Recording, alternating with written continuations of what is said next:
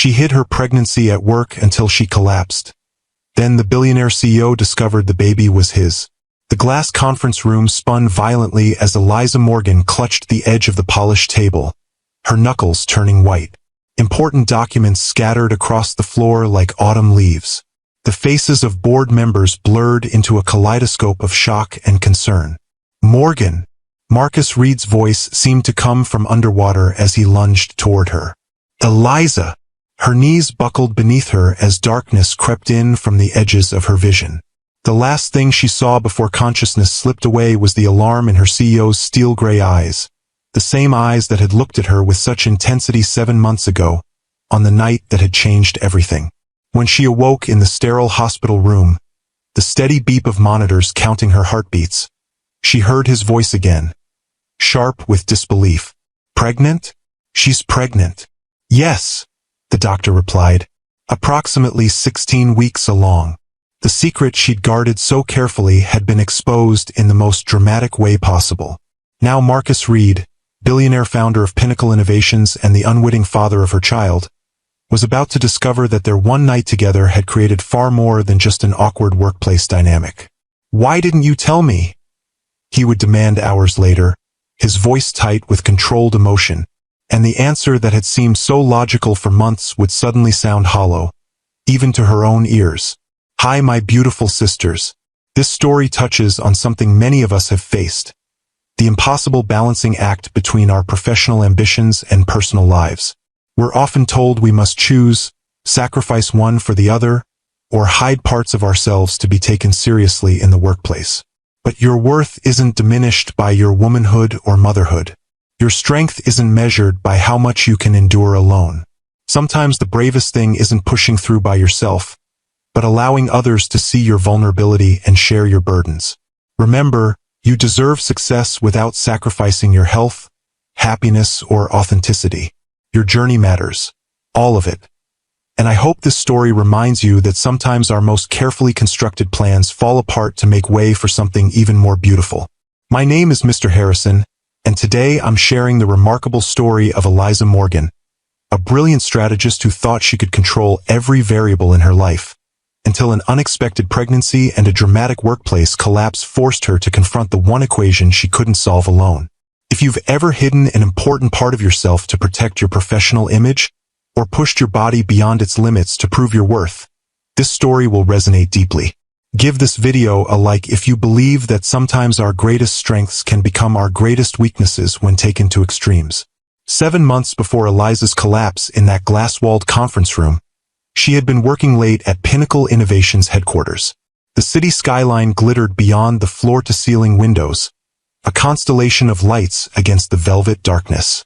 Most of the office had emptied hours ago, but the 32nd floor still hummed with energy, or more specifically, with the focused intensity of two minds working in perfect synchrony. There, Eliza tapped her pen against the whiteboard, satisfaction evident in her voice. If we approach the Meridian integration from this angle, we can exploit the vulnerability in their platform before they even realize it exists. Marcus Reed stood from his chair, moving closer to examine her work.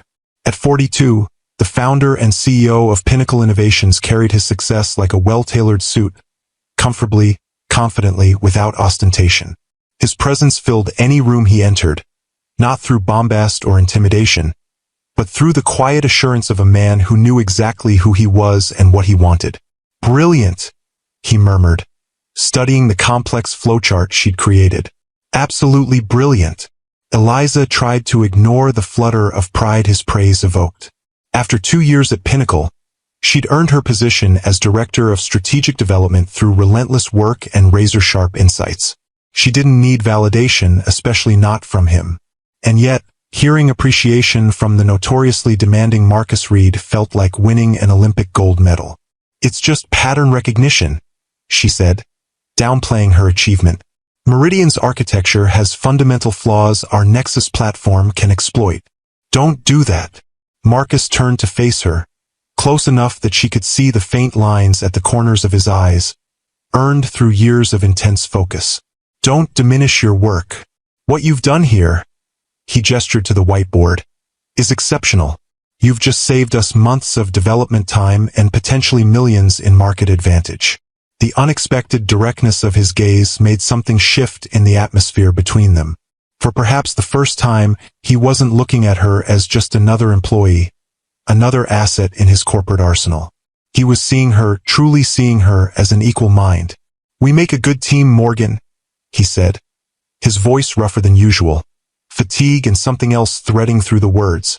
"Eliza," she corrected, emboldened by the late hour and the heady rush of intellectual victory. "After 14 hours of collaborative genius, I think you can use my first name." His smile transformed his face, softening the sharp angles and revealing a glimpse of the man beneath the legend. "Eliza," he repeated, as if testing the shape of it on his tongue. The moments stretched between them, charged with something neither had anticipated. Later, Eliza would replay this instant in her mind countless times, wondering if she should have walked away.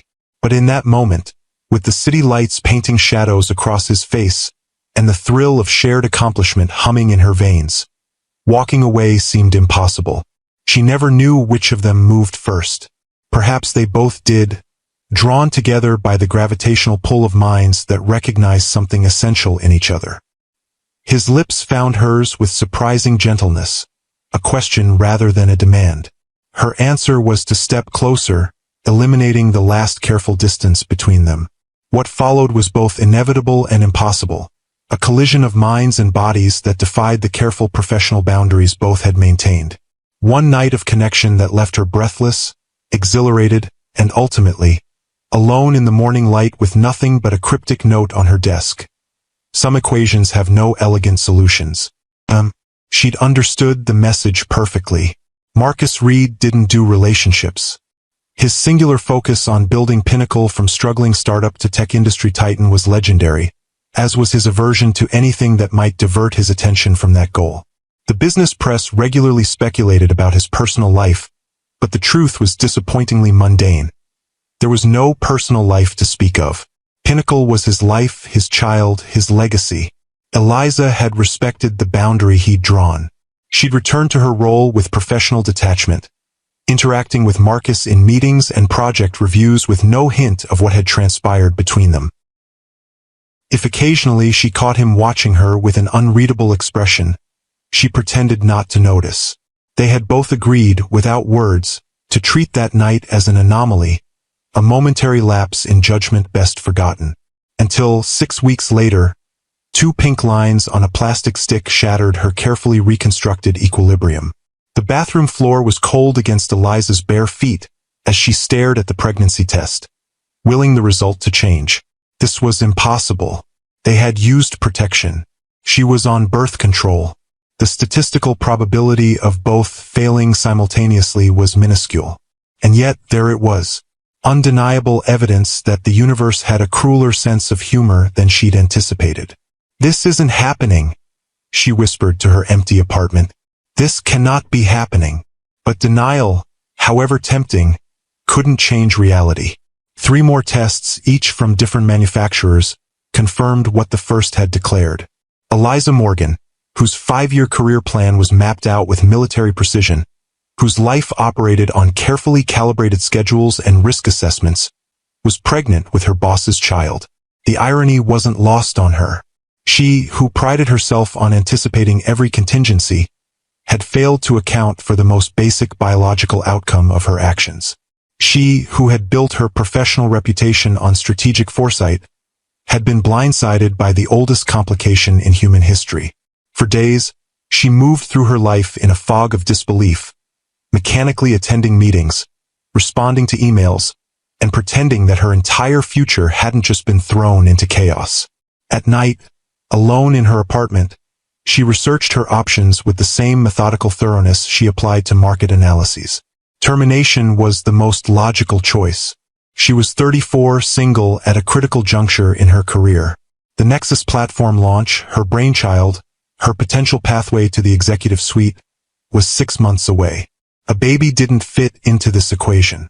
Especially not a baby whose father was her CEO.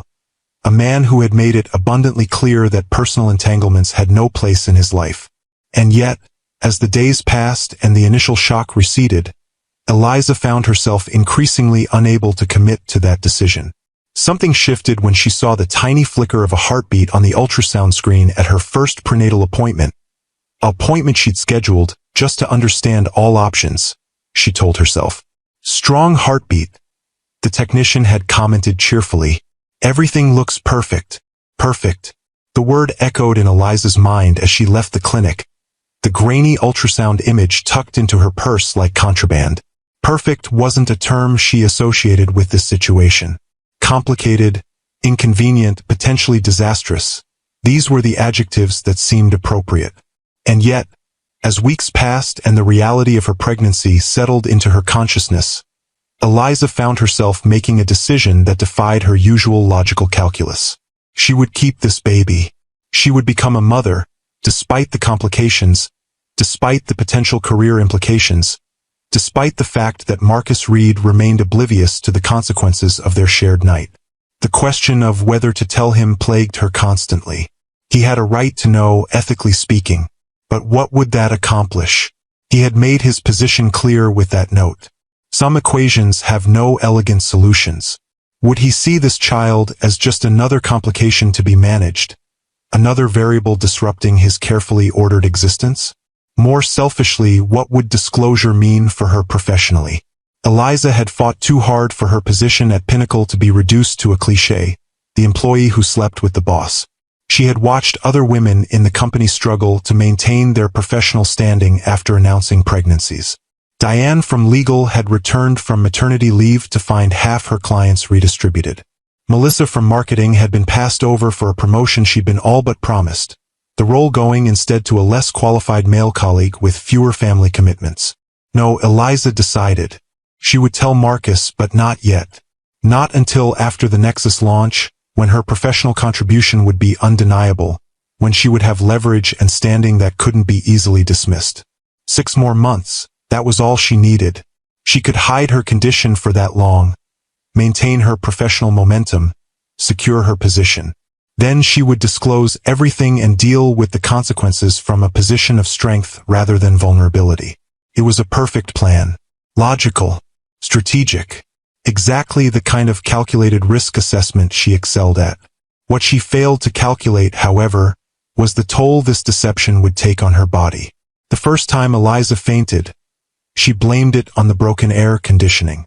Summer in the city was brutal enough without being trapped on the 32nd floor of a glass tower that seemed designed to magnify heat rather than repel it.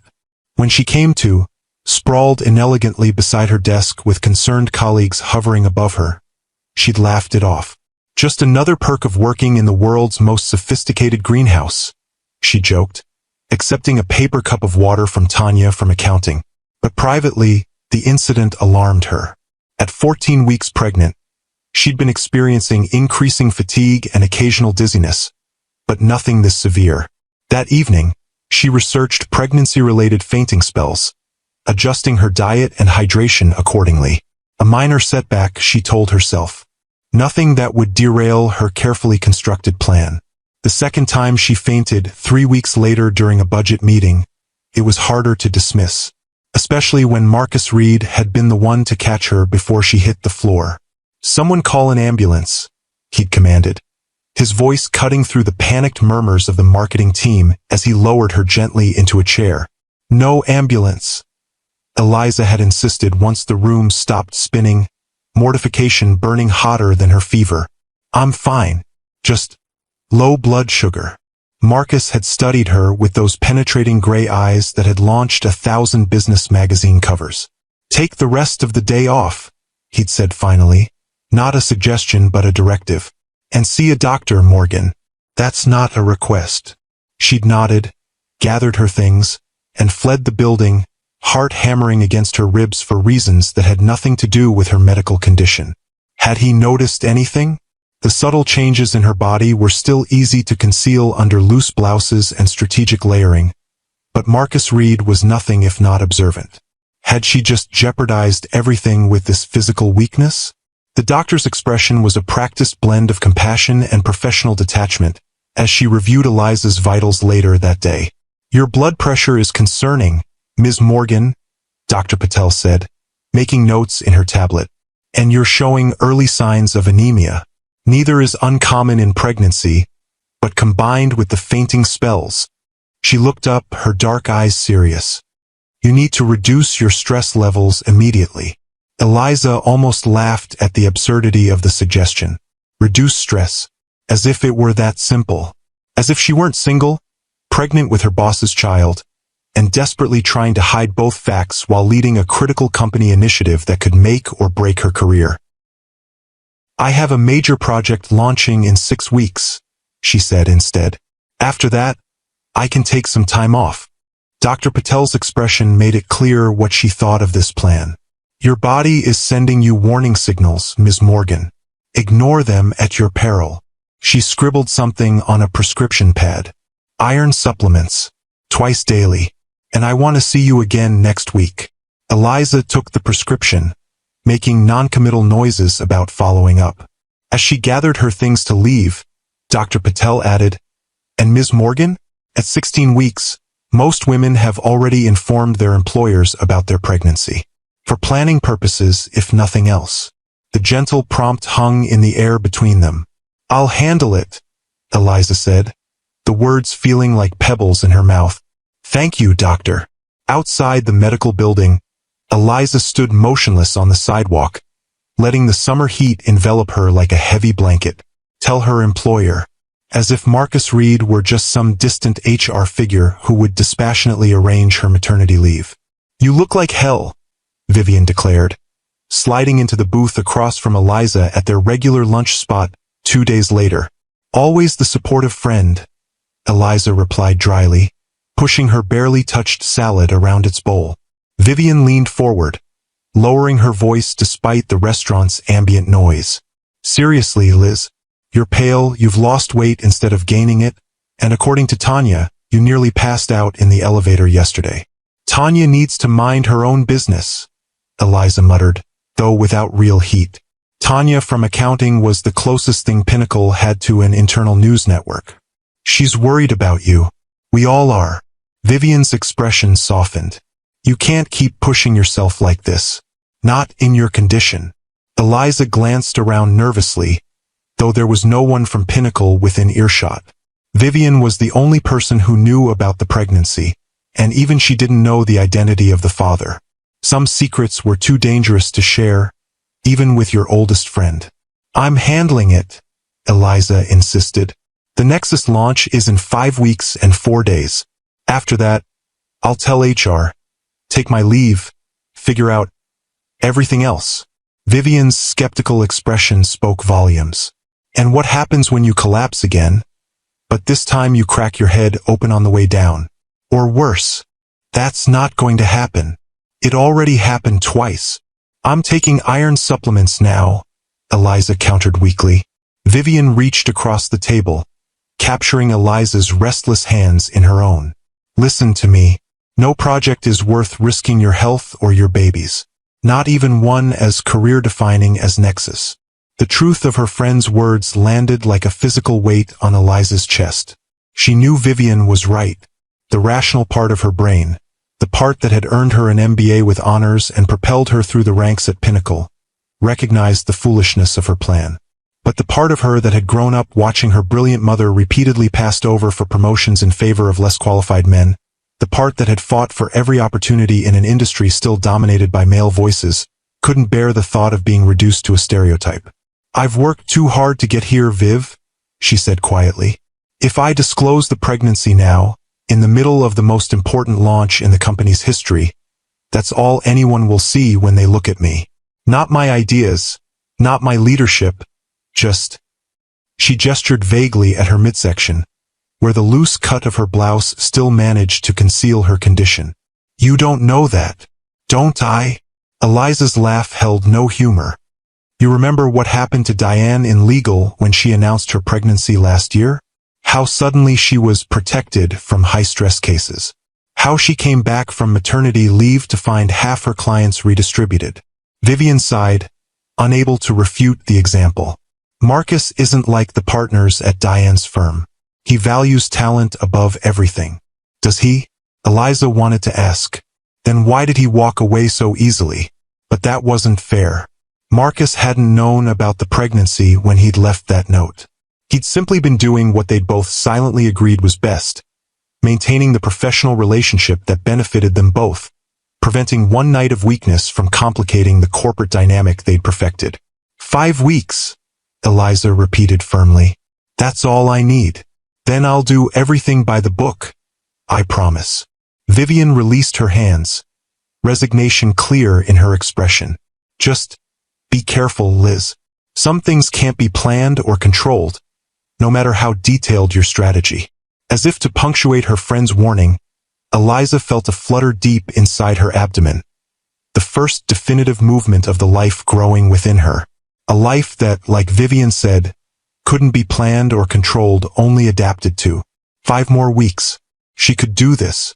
3 weeks before the Nexus launch, Marcus Reed called Eliza into his office. She'd managed to avoid direct interaction with him since the fainting incident, communicating through emails and team meetings where his attention was divided among multiple people. But there was no avoiding a direct summons from the CEO. His corner office occupied the top floor of the Pinnacle building, a minimalist space dominated by windows and a single massive desk that appeared to be carved from a solid piece of dark wood. Marcus stood with his back to the door when she entered, his tall frame silhouetted against the panoramic view of the city. You wanted to see me? Eliza kept her voice steady, professional, ignoring the way her pulse quickened at the sight of him. He turned, and she was struck again by the intensity of his gaze, the way his eyes seemed to see past surface pretenses to the core of things. Had he always looked at her this way, or was it new since that night? The board has concerns about the Nexus timeline, he said without preamble. Specifically, whether we're pushing too aggressively given the complexity of the integration. Eliza felt a flicker of alarm. The launch date had been her recommendation, based on months of market analysis and competitive intelligence. The timeline is ambitious but achievable, she replied. Delaying would give Meridian Systems time to address the vulnerabilities in their platform that Nexus exploits. Marcus nodded, moving to sit at his desk. That's what I told them. But they want reassurance from the architect of the strategy. He gestured to the chair across from him. They've requested your presence at tomorrow's emergency board meeting. 8 a.m. Eliza remained standing, mind racing. A board presentation meant preparation, likely an all-nighter given the short notice.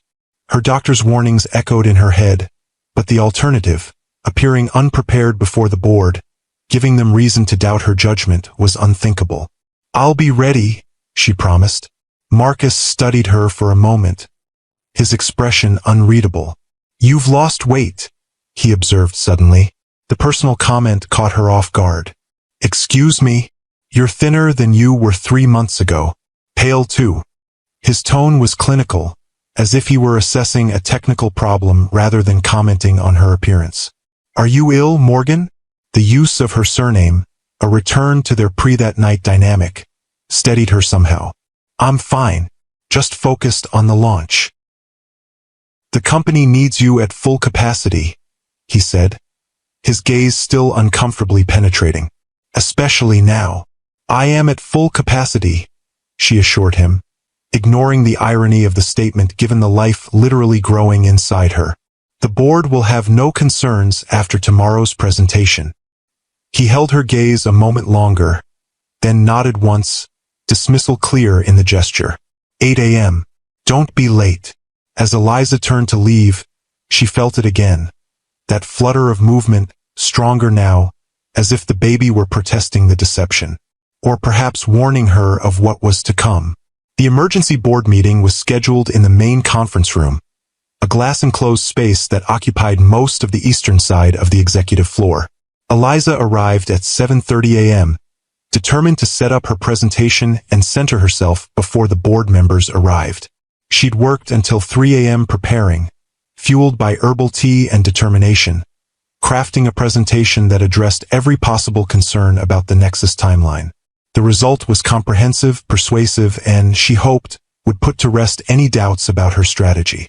The conference room was empty when she arrived, the floor still quiet in the early morning hours. Eliza connected her laptop to the presentation system, arranged her notes, and tried to ignore the persistent dizziness that had plagued her since waking. She'd barely managed to keep down a piece of toast, her body rebelling against the lack of sleep and sustained stress. Just get through this meeting, she told herself. Then you can rest. At 7:45, the elevator chimed, and Eliza straightened, expecting to see board members arriving. Instead, Marcus stepped into the hallway alone, his expression darkening when he saw her through the glass walls. "You're early," he observed, entering the conference room.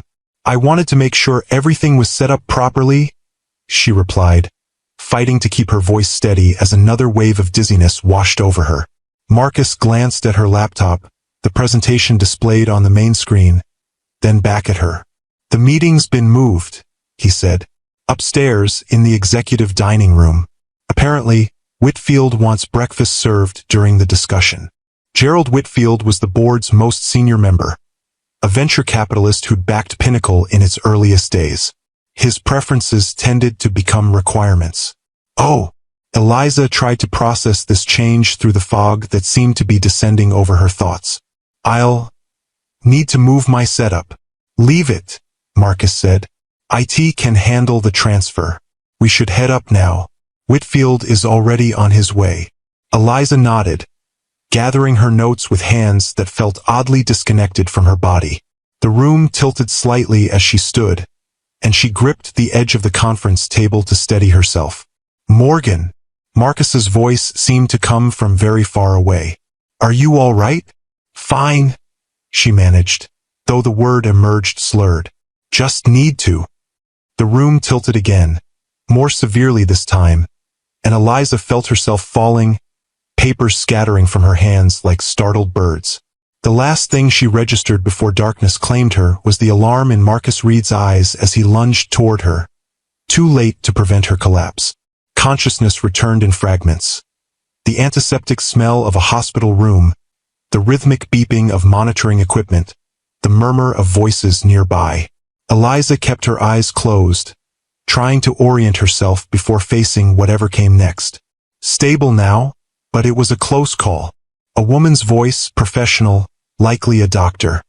The combination of severe anemia, dehydration, and exhaustion triggered the collapse. Given her pregnancy, it could have been much worse. "Pregnancy?" Marcus's voice, sharp with surprise. "She's pregnant." Pause then. "Yes. I assumed you were aware, given your position as her emergency contact." "I'm her employer," Marcus replied, his tone carefully neutral but with an undercurrent of shock. "She never disclosed this information." Another pause, longer this time. "I see.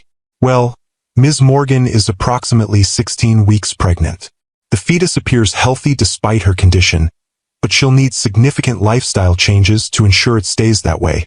Bed rest for at least a week, followed by a reduced workload, regular medical checkups, and proper nutrition." "I understand," Marcus said, and something in his voice made Eliza finally open her eyes. He stood with his back to her bed, shoulders rigid beneath his perfectly tailored suit, speaking quietly with a middle-aged doctor near the door. Neither had noticed that she was awake, giving Eliza a moment to absorb the reality of her situation.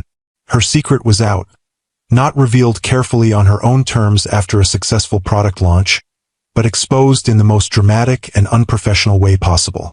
"The most critical period is the next 48 hours, the doctor continued. "We need to get her blood pressure stabilized and her iron levels up. After that, assuming no complications, she can continue the pregnancy with proper care and significantly reduced stress." Marcus nodded, his profile severe in the harsh hospital lighting. "And if she doesn't reduce the stress?" The doctor's expression grew grave. "Then we're looking at potential placental abruption, preterm labor, or worse. Ms. Morgan has been pushing her body beyond its limits. That cannot continue if she wants a healthy outcome for herself and the baby." Eliza closed her eyes again, a wave of shame washing over her. How could she have been so foolish? So reckless with not just her own health but that of her child? Vivian had been right. No project, no career advancement was worth this risk.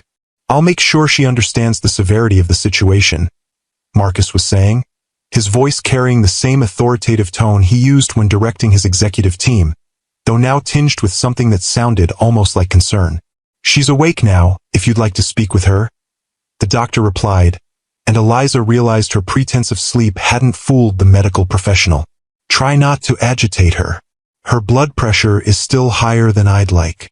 Footsteps approached the bed, and Eliza steeled herself before opening her eyes again. The doctor offered a professional smile. Ms. Morgan, I'm Dr. Winters.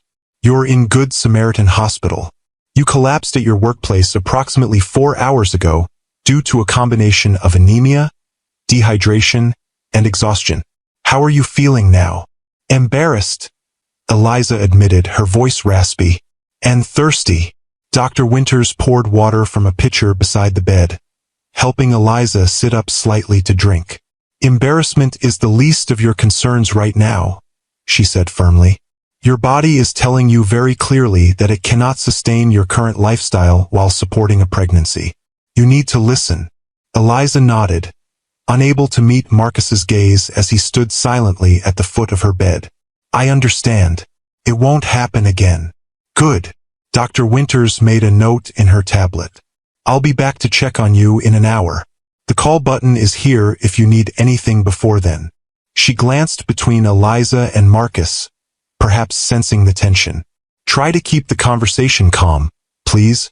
After the doctor left, silence filled the room like a physical presence. Eliza finally forced herself to look at Marcus, bracing for anger or disappointment. Instead, his expression was a complex mixture of shock, concern, and something else she couldn't quite identify. The board meeting, she began, professional concerns somehow still at the forefront of her mind despite everything, was cancelled, he finished. Apparently, the director of strategic development collapsing tends to disrupt the day's schedule. The dry observation, so typical of his usual communication style, somehow broke the tension. Eliza felt a hysterical laugh bubble up in her throat, quickly suppressed. I'm sorry, she said, the words wholly inadequate for the situation. Marcus moved to the side of her bed, his tall frame casting a shadow across the white hospital sheets. 16 weeks, he said quietly. That's what, for months? Eliza nodded, her mouth suddenly dry again despite the water. Were you planning to mention it at some point? Perhaps when you went into labor during a client presentation. The edge in his voice was unmistakable now. After the Nexus launch, she admitted, I was going to disclose everything to HR once the platform was successfully deployed. Everything? He repeated, the word hanging between them. Including the identity of the father? And there it was, the question she'd been dreading since the moment she'd seen those 2 pink lines on the test 4 months ago. Eliza met his gaze directly, refusing to flinch from the truth any longer. That would depend on whether the father wanted to be identified. Marcus's expression shifted, a flash of realization crossing his features as he calculated the timeline. For months, he said slowly. That night in the office, after the meridian analysis. Yes. He turned away abruptly, moving to the window that overlooked the hospital parking lot. For several long moments, he stood in silence, hands clasped behind his back in the posture Eliza had seen countless times during tense negotiations or difficult business decisions. Why didn't you tell me? He finally asked, still facing the window. The question was so vast, with so many possible answers, that Eliza struggled to find the right words. At first, I wasn't sure about any of it. Whether I would continue the pregnancy, what it meant for my career, for my life. She paused, gathering her thoughts. And then, after I decided to keep the baby, I didn't want it to change how you saw me professionally. I didn't want to be just another complication in your life. Marcus turned back to face her, his expression softened by something that might have been understanding. So instead, you worked yourself to the point of collapse, risking your health and the baby's all to prove. What exactly? That you could handle everything alone. Put that way, her decision seemed not just reckless but arrogant. I thought I could manage until after the launch, she said quietly. I thought my body would cooperate with my timeline. Your body, Marcus observed dryly, appears to have other priorities. Despite everything, Eliza felt a smile tug at her lips. So I've discovered. Marcus moved back to her bedside, his expression serious again.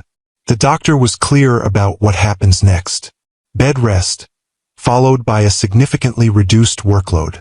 But the Nexus launch will proceed without your direct involvement, he interrupted firmly. Your team is capable, and I'll personally oversee the final preparations. Panic flared in Eliza's chest. Marcus, please. This project is everything I've worked for. I can scale back, delegate more, but I need to be there for the launch. What you need, he countered, is to accept that circumstances have changed. The Nexus platform will launch whether you're physically present or not. Your health and the health of our child is not negotiable. Our child. The words hung in the air between them, the first acknowledgement of a connection that went beyond their professional relationship or even that single night. I never expected this, Eliza admitted, her hand unconsciously moving to rest on her abdomen. Any of it. Nor did I, Marcus replied, his gaze following the movement of her hand. But here we are. Here we are, she echoed softly. A tentative knock at the door interrupted the moment. Vivian peered in, her expression a mixture of concern and relief at seeing Eliza awake. The nurse said I could come in for a few minutes, she explained, glancing uncertainly between Eliza and Marcus. I can come back later if... No, please, Eliza said quickly. Come in. Marcus straightened, professional mask sliding back into place. I should check in with the office. The team will need direction on the board's concerns. He moved toward the door, then paused, looking back at Eliza. We'll continue this discussion when you're stronger. In the meantime, follow the doctor's orders. That's not a request. After he left, Vivian rushed to Eliza's side, grasping her hand tightly. You scared the hell out of me, she said, voice thick with emotion. When they called to say you were in the hospital. I'm okay, Eliza assured her, though the words felt hollow given her current state. Or I will be with rest. Vivian's expression turned serious. So, that was Marcus Reed leaving your room, looking very concerned. She hesitated, then asked directly, Liz, what's going on? The nurse mentioned something about your pregnancy being at risk. Eliza sighed, knowing it was time for the full truth. Viv, there's something I never told you about the baby's father. Vivian's eyes widened as understanding dawned.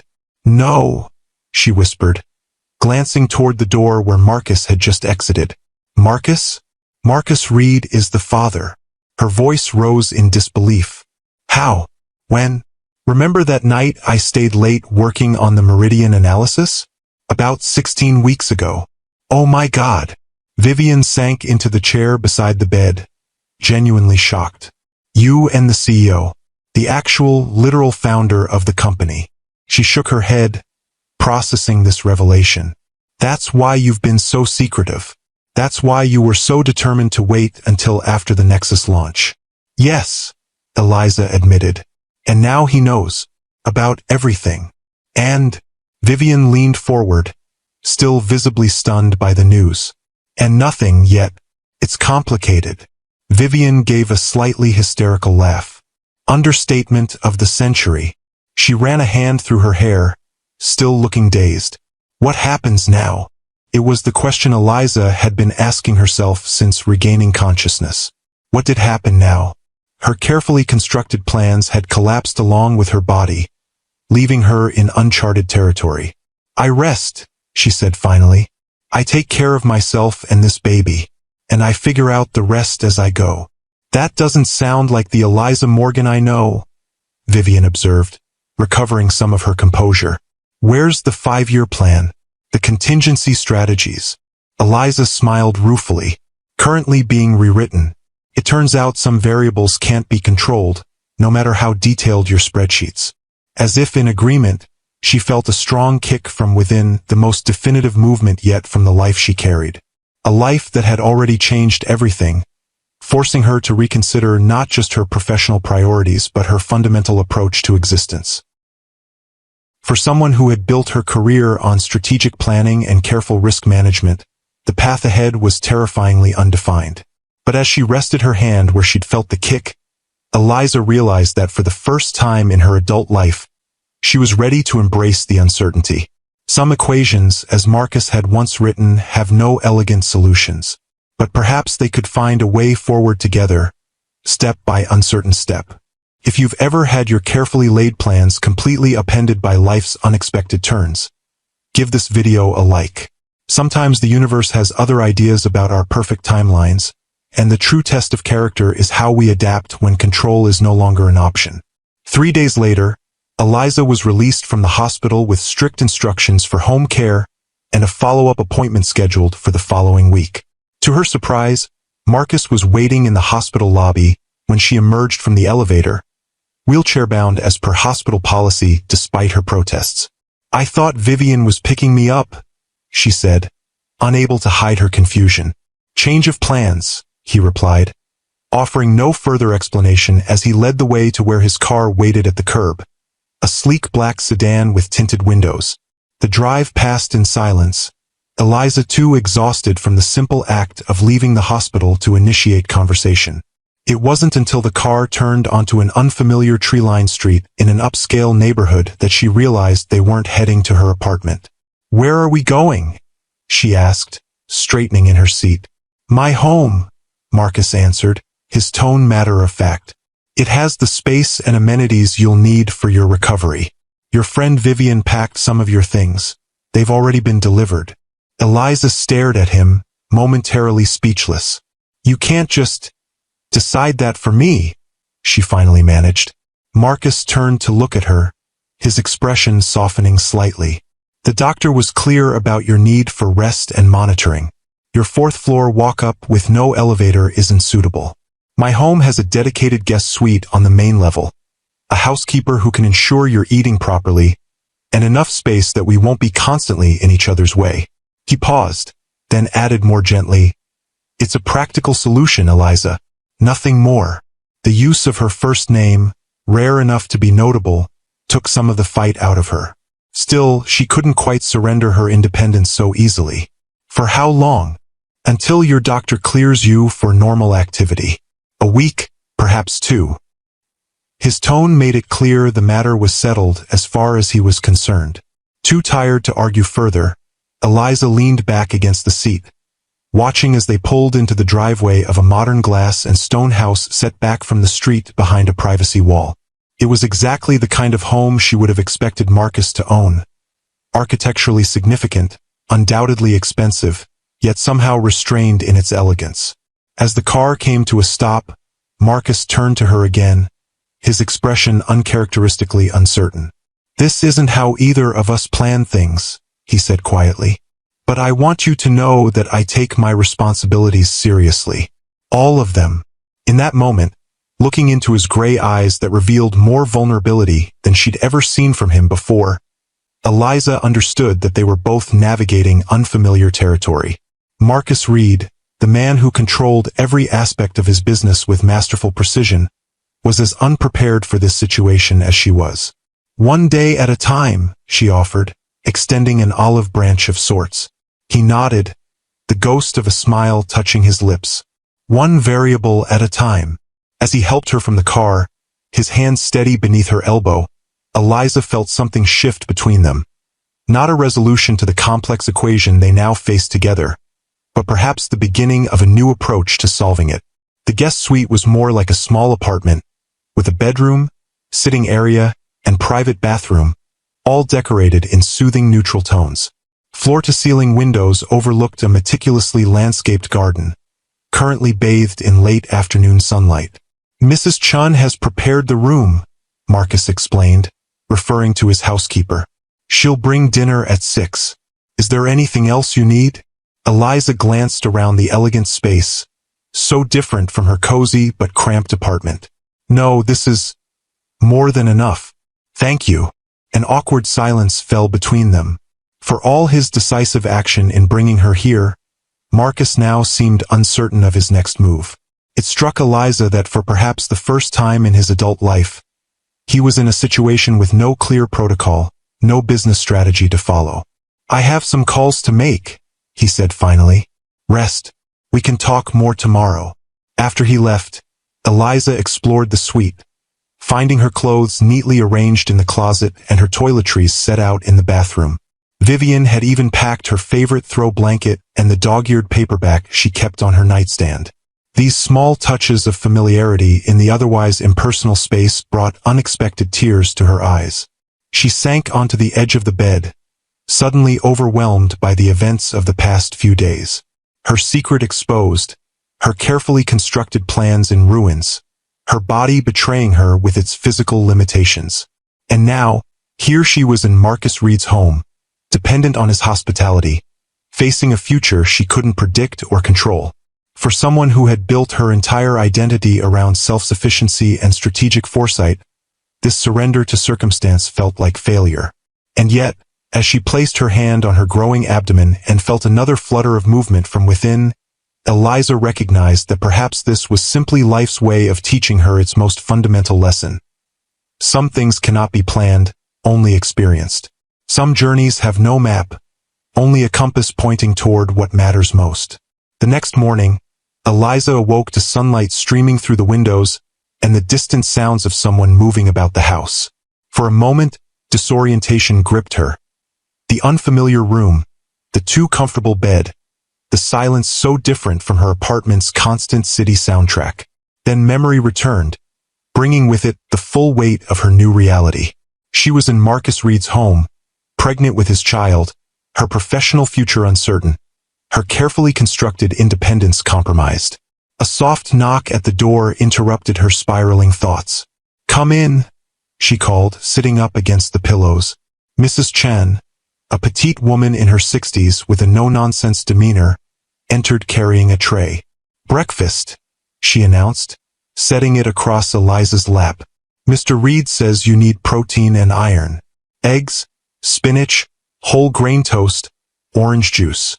"Thank you," Eliza said, somewhat taken aback by the elaborate meal. "This is very kind." Mrs. Chen's expression softened slightly. "Not kind, necessary. Baby needs strength." She gestured to Eliza's middle with a knowing look. "You eat everything. I come back for tray later."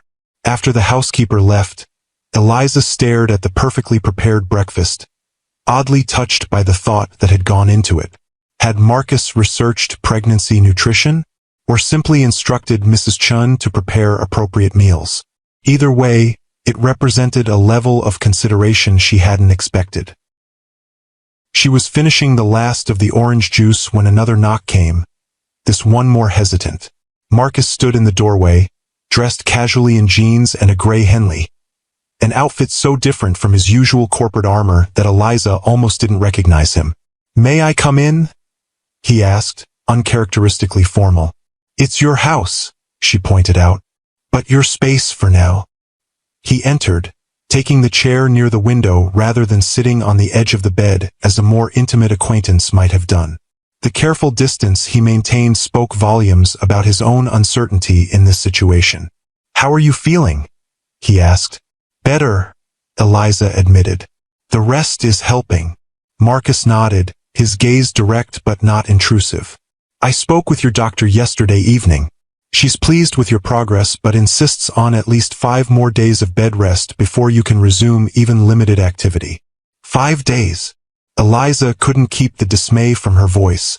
"But the Nexus launch is being handled," he interrupted firmly.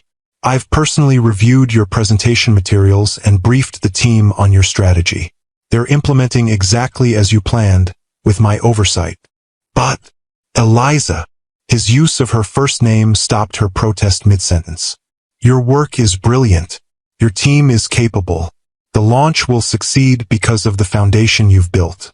But it will proceed without your physical presence because your health, and our child's health, takes precedence over everything else. Even Nexus, our child." There it was again, that simple acknowledgement of shared responsibility that somehow changed everything. Not your pregnancy, not the baby, but our child. "I'm not used to this," she admitted quietly. To what? Not being in control, depending on others. Especially, she hesitated, then finished honestly, especially you. Marcus's expression shifted, something like understanding crossing his features. Because of what happened between us. The note I left. Yes. He leaned forward, elbows resting on his knees, gaze fixed on some middle distance as he gathered his thoughts. That night, he began slowly, was unexpected. For both of us, I think. And my response the next morning was clinical, detached. Some equations have no elegant solutions, Eliza quoted softly. Yes. A rueful smile touched his lips. Not my finest moment of emotional intelligence. It was clear enough. Was it? He looked at her directly now. I meant that there was no perfect resolution to what had happened between us. We work together. I'm your CEO. The power dynamics alone make any personal relationship problematic. But I never meant to suggest that what happened was meaningless or that you were disposable. The admission hung in the air between them, unexpectedly vulnerable from a man known for his emotional restraint. Why are you telling me this now? Eliza asked. Because circumstances have changed. Because we're going to be parents whether we planned it or not. And because I think you need to know that while I may have handled things poorly, I never viewed you as just another complication in my life. The sincerity in his voice caught her off guard. For months, she had constructed a narrative around that night and its aftermath. Marcus, the emotionally unavailable CEO. Herself, the foolish employee who'd crossed a line and been summarily dismissed. That narrative had shaped her decisions, justified her secrecy, reinforced her determination to handle everything alone. But what if that story wasn't entirely accurate? What if her own fears and assumptions had filled in gaps that reality had left open? I don't know what happens next, she confessed. I had it all planned out. The Nexus launch, telling HR about the pregnancy, taking maternity leave, returning to a position I'd secured through undeniable success. Now everything's messy. Life usually is, Marcus observed, despite our best efforts to organize it. Says the man whose company runs with clockwork precision. A company is not a life. His expression turned thoughtful. I've spent 20 years building Pinnacle, focusing on growth metrics and market position to the exclusion of almost everything else. I've controlled every variable I could identify, eliminated uncertainties, created contingency plans for every scenario. He paused, meeting her gaze directly. And yet, here we are, facing the one scenario I never planned for. Parenthood, Eliza said softly. Yes. A complex emotion crossed his features. Fear, perhaps, or wonder, or some combination of both. I never expected to be a father. Never particularly wanted it, if I'm being honest. My own childhood was complicated. My parents' marriage was a business arrangement that produced an heir but little affection. I didn't want to replicate that pattern. The personal revelation surprised her. Marcus Reed rarely spoke about his past or his family. The business press had occasionally mentioned his privileged upbringing, his education at elite institutions, but the emotional landscape of his childhood remained largely unknown. And now, she asked, now I'm reconsidering many things. He stood, moving to the window to look out at the garden below, including what kind of father I want to be, what kind of co-parent. He turned back to face her. What kind of man? The vulnerability in his admission created a strange intimacy between them, deeper in some ways than the physical connection they had shared months ago. This was Marcus Reed without his CEO persona, without the carefully constructed image he presented to the world. Just a man facing an unexpected future, trying to find his way forward with honesty and integrity. I don't expect anything from you, Eliza said, feeling it important to clarify this point. I made the decision to continue this pregnancy knowing I might be doing it alone. I'm not looking for a relationship or financial support or... I know, he interrupted gently. Your independence is fundamental to who you are. I respect that. But the fact remains that we're connected now, permanently, through this child. How we navigate that connection is something we need to determine together. The reasonableness of his approach, so characteristic of his leadership style, somehow made this surreal situation feel more manageable. They were, after all, two intelligent adults facing an unexpected challenge. They could approach this logically, find a workable solution, create a framework for co-parenting that respected both their needs. One day at a time, Eliza repeated her earlier sentiment, finding comfort in the simplicity of the approach. One variable at a time, Marcus agreed with the ghost of a smile. Starting with your recovery. Everything else can wait until you're stronger. As he moved toward the door, Eliza felt compelled to ask one more question. Marcus, why did you bring me here? Really? There are private nurses, home healthcare services, professional solutions that wouldn't have required this. He paused, considering her question with characteristic thoroughness. Because some responsibilities shouldn't be delegated, he said finally. And because, despite everything, I think we understand each other in ways few others do. That understanding might be the foundation we need to build whatever comes next. After he left, Eliza sank back against the pillows, processing their conversation. For months, she had feared Marcus's reaction to her pregnancy.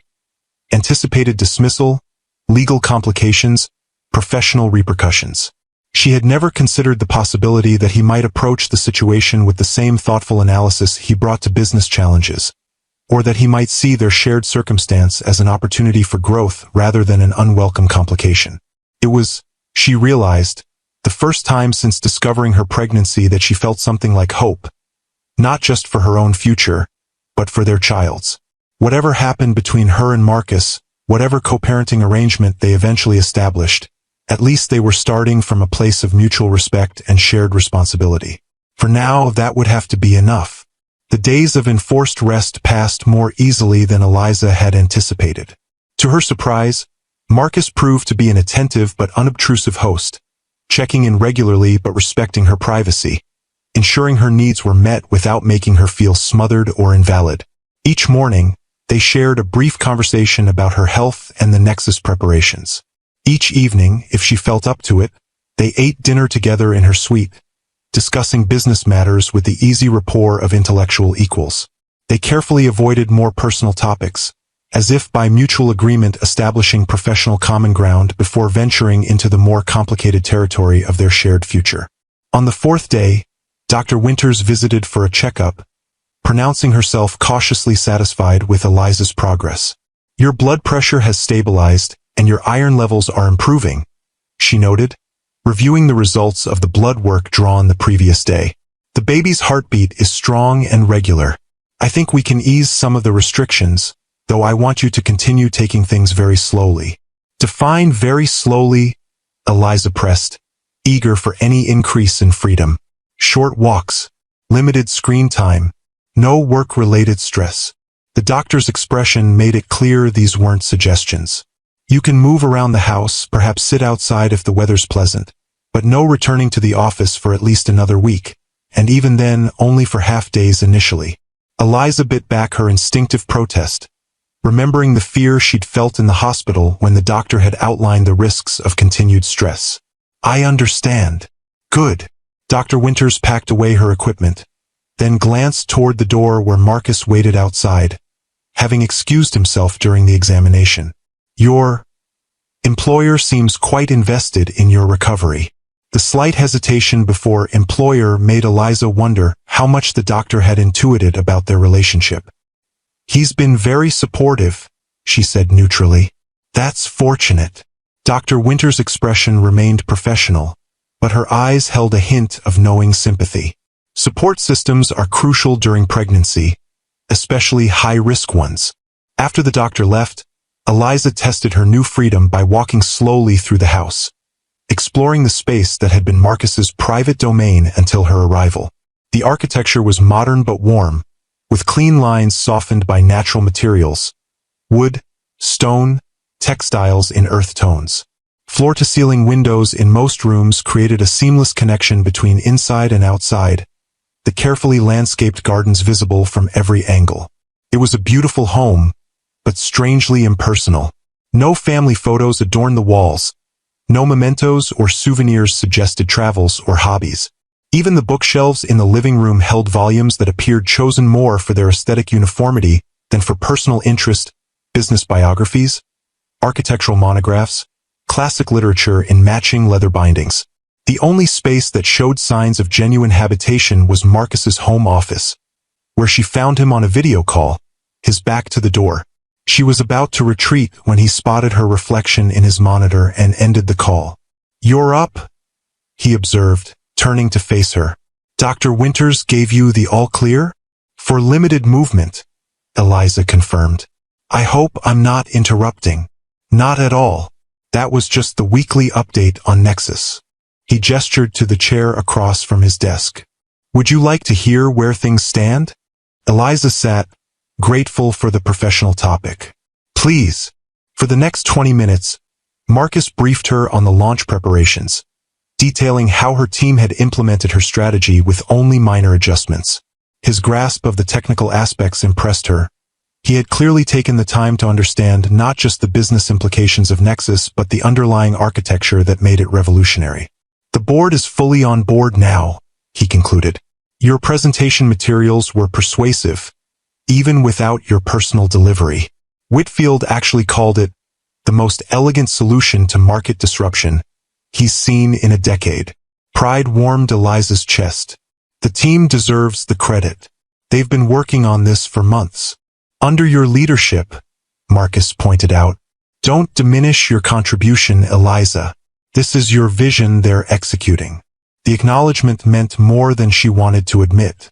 Throughout her career, Eliza had watched male colleagues receive recognition for ideas that originated with women, had seen credit flow upward to executives rather than to the teams that did the actual work. Marcus's clear attribution of Nexus's success to her leadership represented the kind of professional respect she had fought to earn. "Thank you," she said simply, "for overseeing this. For making sure it happens the way I envisioned. It's the least I could do." His expression turned more serious. "Especially given that your condition is partially my responsibility." The reminder of their shared circumstance shifted the atmosphere, bringing them back to the personal reality they had been circling around for days. "Have you thought about what happens next?" Eliza asked, deciding directness was the best approach. "After I'm cleared to return home, to work?" Marcus leaned back in his chair, considering her question with characteristic thoroughness. "I've been thinking about little else," he admitted. "Professionally, your position at Pinnacle is secure. The success of Nexus will only strengthen your standing. The board is impressed not just with the platform but with the team you've built to support it." "And personally?" Eliza pressed, needing clarity on the more complicated aspect of their situation. "Personally," he paused, choosing his words carefully. "I believe we need to establish a co-parenting framework that serves our child's best interests while respecting our individual lives. I don't expect a romantic relationship, Eliza." That night was... He hesitated, then continued with characteristic honesty. "Meaningful to me, but I understand it doesn't create an obligation for anything beyond responsible parenting." The candor of his response both relieved and, unexpectedly, disappointed her. What had she expected? That Marcus Reed, notorious workaholic and confirmed bachelor, would suddenly declare hidden feelings? That their one night together had meant more to him than a momentary connection? "I agree," she said, matching his professional tone. "A clear co-parenting arrangement makes the most sense." That said, Marcus continued, his gaze direct, "I want to be involved in our child's life, not just financially but as a present, engaged father. My own father was distant, more concerned with grooming an heir than raising a son. I don't want to replicate that pattern." The vulnerability in this admission touched something in Eliza. For all his wealth and power, Marcus Reed carried his own wounds, his own determination to do better than the generation before him. "I wouldn't keep you from your child," she assured him. "Whatever our personal relationship, our baby deserves to know both parents." Relief flickered across his features. "Thank you. I wasn't sure, given how long you kept the pregnancy from me, whether you wanted my involvement." "That wasn't about keeping you from the baby," Eliza clarified, feeling it important he understand her reasoning. It was about protecting my professional standing. About not being reduced to just the employee who got pregnant by the CEO. Marcus winced slightly at the blunt phrasing. Is that how you think I would have seen you? How the company would have treated you? I don't know, she admitted. But I've watched other women's careers derailed by pregnancy and motherhood. I've seen the subtle ways they're sidelined, passed over, protected from challenging assignments. I didn't want that to happen to me, especially not with Nexus so close to launch. Understanding dawned in his expression. So you planned to establish your success first, then disclose the pregnancy from a position of strength. Exactly. A strategic approach, he acknowledged with a hint of admiration, though perhaps not accounting for all variables. Like my body's refusal to cooperate with my timeline? Eliza smiled ruefully. No, that wasn't in my risk assessment. The shared moment of humor eased the tension between them, creating a bridge across the awkwardness of their situation. For the first time since her collapse, Eliza felt they were finding their way toward a new equilibrium. Not as CEO and employee, not as one-time lovers, but as two adults linked by unexpected circumstance, trying to navigate a path forward with integrity and mutual respect. We'll figure this out, Marcus said, as if reading her thoughts. One step at a time. One variable at a time, she agreed, finding comfort in what was becoming their shared mantra. As the days passed and Eliza's strength returned, she and Marcus settled into an unexpected rhythm of coexistence. Mornings began with breakfast in the sunroom, where they reviewed Nexus updates and discussed broader industry trends with the easy rapport of intellectual equals. Afternoons found Eliza resting in the garden or taking short walks around the property. Sometimes alone, sometimes with Marcus when his schedule permitted. Evenings were the most surprising development.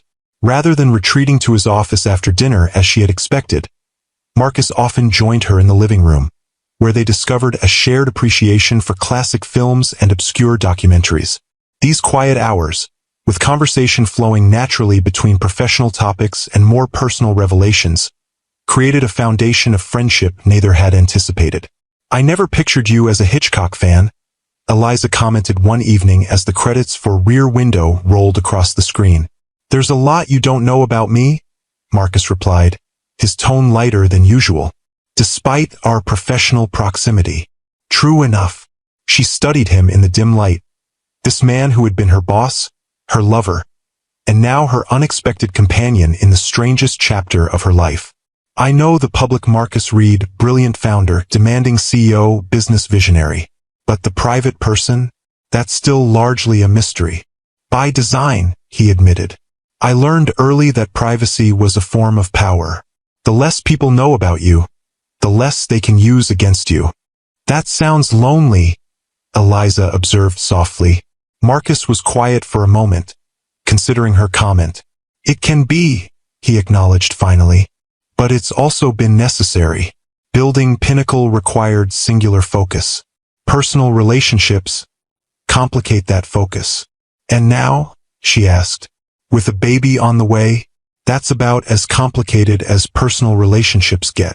A smile touched his lips, transforming his usually serious expression. Now I'm reconsidering many of my previous assumptions, including the idea that complications are necessarily negative. The admission, simple yet profound, suggested a shift in Marcus's thinking that Eliza found both surprising and oddly moving. This man, who had built his empire on control and strategic planning, was willingly stepping into the most uncontrollable, unplannable experience life offered: parenthood. My mother would say that the most meaningful parts of life are rarely the most orderly, she offered. She raised me alone after my father died, juggling her career as a professor with single parenthood. It was chaotic, sometimes difficult, but also filled with joy and discovery. Tell me about her, Marcus said, seeming genuinely interested. Your mother. The request opened a conversation that flowed well into the night, with Eliza sharing stories of her childhood and Marcus, more hesitantly, offering glimpses of his own upbringing. The cold privilege of old money, the pressure of dynastic expectations, the emotional distance that had shaped his approach to relationships. By the time they said goodnight, something had shifted between them again. Another layer of understanding established, another bridge built across the circumstances that had brought them together. The next morning, Eliza awoke to find an email from her doctor clearing her for a return to work the following week, with the stipulation that she start with half days and avoid high-stress situations. The news should have filled her with unmitigated relief. A return to normalcy, to independence, to the career she had worked so hard to build. Instead, she felt an unexpected ambivalence. The past 10 days in Marcus's home had created a strange bubble outside of regular life, a space where they had begun to know each other as people rather than as professional entities. Returning to Pinnacle meant facing the reality of their situation in the corporate context, the whispers, the speculation, the inevitable restructuring of their professional relationship. She was still contemplating this when Marcus knocked on her door, tablet in hand. "Good news," he said, entering at her invitation. "The Nexus launch is officially scheduled for next Wednesday. Your team has completed all testing protocols with exceptional results. We're ready." "That's wonderful," Eliza replied, genuinely pleased despite her mixed emotions about returning to work. "They've done an amazing job. They've followed your blueprint perfectly." Marcus sat in the chair near her bed, his expression turning more serious. "Which brings me to a question. How do you want to handle your return to the office?" Eliza appreciated the directness of his approach. "What do you mean, exactly?" "I mean that your pregnancy will be visible soon, if it isn't already. People will talk, speculate, draw conclusions." He met her gaze steadily. "And given your position and mine, those speculations could affect how you're perceived professionally." The concern at the heart of her original decision to hide her pregnancy, now acknowledged directly by the very person she'd been hiding it from. The irony wasn't lost on her. "What are you suggesting?" she asked. "That we control the narrative," Marcus replied, his strategic mind clearly engaged. "Rather than letting rumors dictate how our situation is perceived, we establish the framework ourselves." "And what framework would that be?" Marcus leaned forward, his expression earnest. "The truth presented on our terms. That we're expecting a child together. That while we're not in a romantic relationship, we're committed to co-parenting and to maintaining our professional responsibilities to Pinnacle. That your position and authority within the company remain unchanged, supported by the success of Nexus and your leadership of the Strategic Development Division." The proposal was both straightforward and revolutionary, a complete rejection of the corporate culture that typically pushed pregnancy and parenthood into the shadows, treating them as inconvenient personal matters best kept separate from professional identity. "You don't think it will undermine my authority?" Eliza asked, voicing her deepest fear. "Or yours, for that matter?" "I think," Marcus said carefully, "that we have an opportunity to model a different approach, one that acknowledges that employees, even executives, have full lives that include both professional achievement and personal milestones. One that demonstrates that parenthood and leadership aren't mutually exclusive." The vision he outlined was compelling, even inspiring, but Eliza couldn't help wondering about the practical realities. "And the board? The investors? They'll just accept this unconventional arrangement." "They'll follow my lead," Marcus said with the quiet confidence that had built Pinnacle from startup to industry leader, "especially with Nexus demonstrating the value of your leadership. Results speak louder than traditional expectations, Eliza. Always have, always will." His faith in her professional value, his willingness to use his own considerable influence to protect her standing, touched something deep within her. For months, she had feared that disclosure of her pregnancy would diminish her in Marcus's eyes, reduce her to just another female employee whose biological reality interfered with business priorities. Instead, he was offering partnership. Not romantic, perhaps, but a genuine alliance based on mutual respect and shared purpose. It was more than she had dared to hope for when those two pink lines had appeared on the pregnancy test 4 months ago. "Okay," she said finally, "let's do it your way. Control the narrative." Relief flickered across his features. "Thank you for trusting me with this. I know it hasn't been easy, given how things started between us." The acknowledgement of their complicated beginning created an opening for the question that had been lingering in Eliza's mind for days. "Marcus, can I ask you something? About that night?" He nodded, his expression open but guarded. "Of course. Why did you leave that note? Some equations have no elegant solutions. What did you really mean by that?"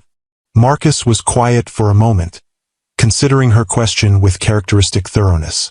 "I meant," he said finally, "that I didn't see a way forward that wouldn't complicate or potentially damage what we both valued. Our professional relationship, your career trajectory, the dynamic we'd established as colleagues. I thought a clean break was the kindest option. And now," Eliza pressed, "do you still believe there's no elegant solution to this?" She gestured vaguely between them, encompassing their shared history, their current situation, the child that connected them. "Now," he said slowly, "I'm beginning to think that perhaps I was asking the wrong question. Maybe life isn't about finding elegant solutions.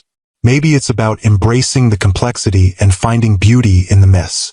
The philosophical turn surprised her, revealing a depth to Marcus's thinking that went beyond the strategic brilliance for which he was known. This was the man beneath the CEO, the person behind the public persona, thoughtful, evolving, capable of reconsidering long-held assumptions. "That's quite an evolution for someone who built an empire on controlling variables," she observed. A smile touched his lips, genuine and unguarded. "Parenthood seems to require a different approach. At least that's what all the books suggest." "You're reading parenting books?" The image of Marcus Reed, Billionaire CEO, poring over guides to infant care and child development was both incongruous and oddly endearing. "Research is the foundation of informed decision-making," he replied, a hint of defensiveness in his tone. "I prefer to be prepared." Eliza couldn't help but laugh, the tension of their serious conversation breaking. "Some things can't be prepared for, Marcus. Trust me on this." His answering smile transformed his face, creating a moment of genuine connection that transcended their complicated circumstances. "I'm beginning to understand that. And strangely, I find I'm almost looking forward to the unpredictability." As he left to take a business call, Eliza found herself contemplating this new version of Marcus Reed, the man who was cautiously embracing uncertainty, who was reading parenting books and planning how to protect her professional standing, who was revealing himself to be far more complex and adaptable than she had ever imagined. Perhaps, she thought, they were both evolving. She toward accepting help and sharing control, he toward finding value in the unplannable aspects of life. Perhaps this unexpected pregnancy, which had seemed like such a complication, was actually creating space for growth neither of them had anticipated. One variable at a time, they were finding their way forward. Not to an elegant solution, perhaps, but to something potentially more meaningful. A genuine partnership built on mutual respect, shared responsibility, and the gradual discovery of each other beyond professional roles and first impressions. For now, that felt like progress enough.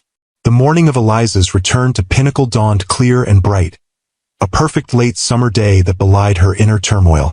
Standing before the mirror in her apartment, she had insisted on returning home once Dr. Winters cleared her for normal activity. She studied her reflection with critical eyes. At 18 weeks pregnant, her condition was becoming more difficult to conceal. The loose silk blouse she'd chosen skimmed over her slightly rounded abdomen, but anyone looking closely would notice the change in her silhouette. By the end of the day, after she and Marcus made their announcement, speculation would be replaced by certainty. "You can do this," she told her reflection, straightening her shoulders. "You've faced tougher challenges." But had she? In her professional life, Eliza had navigated corporate politics, market downturns, and ruthless competitors. She had built strategies that transformed business models and led teams through seemingly impossible deadlines. Yet none of those challenges had felt as personally exposing as walking into Pinnacle today, knowing that by day's end, her private life would become public knowledge. Her phone chimed with a text from Marcus. "Car downstairs whenever you're ready. No rush." The offer of transportation was practical. Her apartment was a 20-minute drive from Pinnacle headquarters, but it also represented something more significant. By arriving together, They would be making a statement before any official announcement. It was the first step in controlling the narrative, as Marcus had put it. Taking a deep breath, Eliza gathered her bag and headed downstairs. Marcus waited beside a sleek black SUV, dressed in his usual impeccable suit, but with an unusual tension evident in his posture. When he saw her, something in his expression softened. "Ready?" he asked simply. "As I'll ever be," she replied with a wry smile. The drive passed in companionable silence, each lost in their own thoughts about the day ahead. It wasn't until they were pulling into the private parking beneath the Pinnacle building that Marcus spoke again. "We don't have to do this today," he said, surprising her with the unexpected offer of delay. "If you need more time." "No," Eliza interrupted gently. "Today is right. The Nexus launch is next week. Better to address this now, before that takes center stage." He nodded, accepting her decision. "How do you want to handle it? I've scheduled a meeting with HR for 10 o'clock, but beyond that, the approach is up to you." The deference to her preferences touched Eliza deeply. Throughout this unexpected journey, Marcus had consistently respected her agency, offering support without imposing control. It was a quality she hadn't fully appreciated in their previous professional interactions, but which now seemed fundamental to who he was. "Let's meet with HR together," she decided. "Then I'd like to tell my direct team personally before any company-wide communication goes out." "Of course." He hesitated, then added, "And afterward, there will be questions, reactions. Some supportive, others perhaps less so. Afterward, we do our jobs," Eliza said firmly. "We demonstrate through actions rather than words that nothing fundamental has changed about our professional capabilities or commitment." A smile touched Marcus's lips, admiration evident in his gaze. "You're remarkable, you know that?" The unexpected compliment brought warmth to her cheeks. "I'm just practical. It's more than that." He turned to face her fully, his expression serious. "Your strength, your clarity of purpose, your refusal to be defined by circumstances rather than choices, these are rare qualities, Eliza. Qualities our child will be fortunate to inherit." The sincerity in his voice created a moment of connection that transcended their complicated history. This wasn't flattery or manipulation. It was genuine appreciation from someone who recognized and valued her essential character. "Thank you," she said simply, unable to articulate the complex emotions his words evoked. As they exited the car and headed toward the elevator, Eliza felt a strange calm settle over her.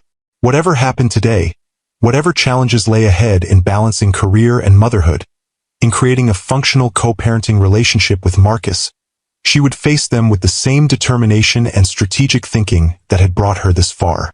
One variable at a time. The meeting with HR proceeded more smoothly than Eliza had anticipated. Marcus had clearly prepared the ground, ensuring that the focus remained on practical considerations: maternity leave policies, benefits adjustments, temporary redistribution of responsibilities during her absence, rather than on the personal aspects of their situation. Janice Winters, Pinnacle's veteran HR director, maintained professional composure throughout, though Eliza didn't miss the momentary widening of her eyes when Marcus stated matter-of-factly, "As you may have gathered, Eliza and I are expecting a child together in February." "I see," Janice had replied, recovering quickly. "Congratulations to you both.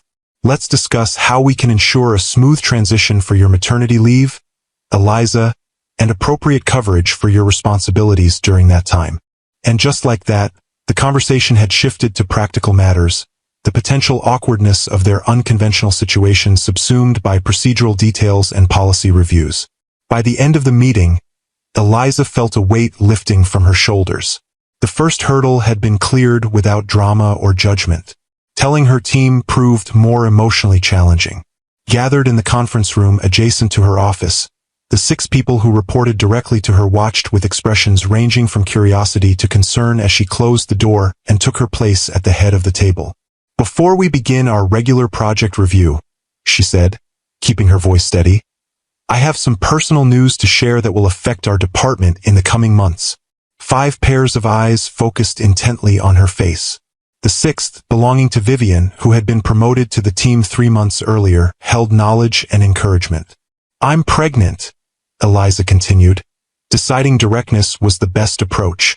18 weeks along, with a due date in February. "I'll be taking maternity leave at that time, but until then, I'll continue leading the department and overseeing the Nexus launch as planned." A moment of silence followed her announcement, broken by Daniel, her senior analyst.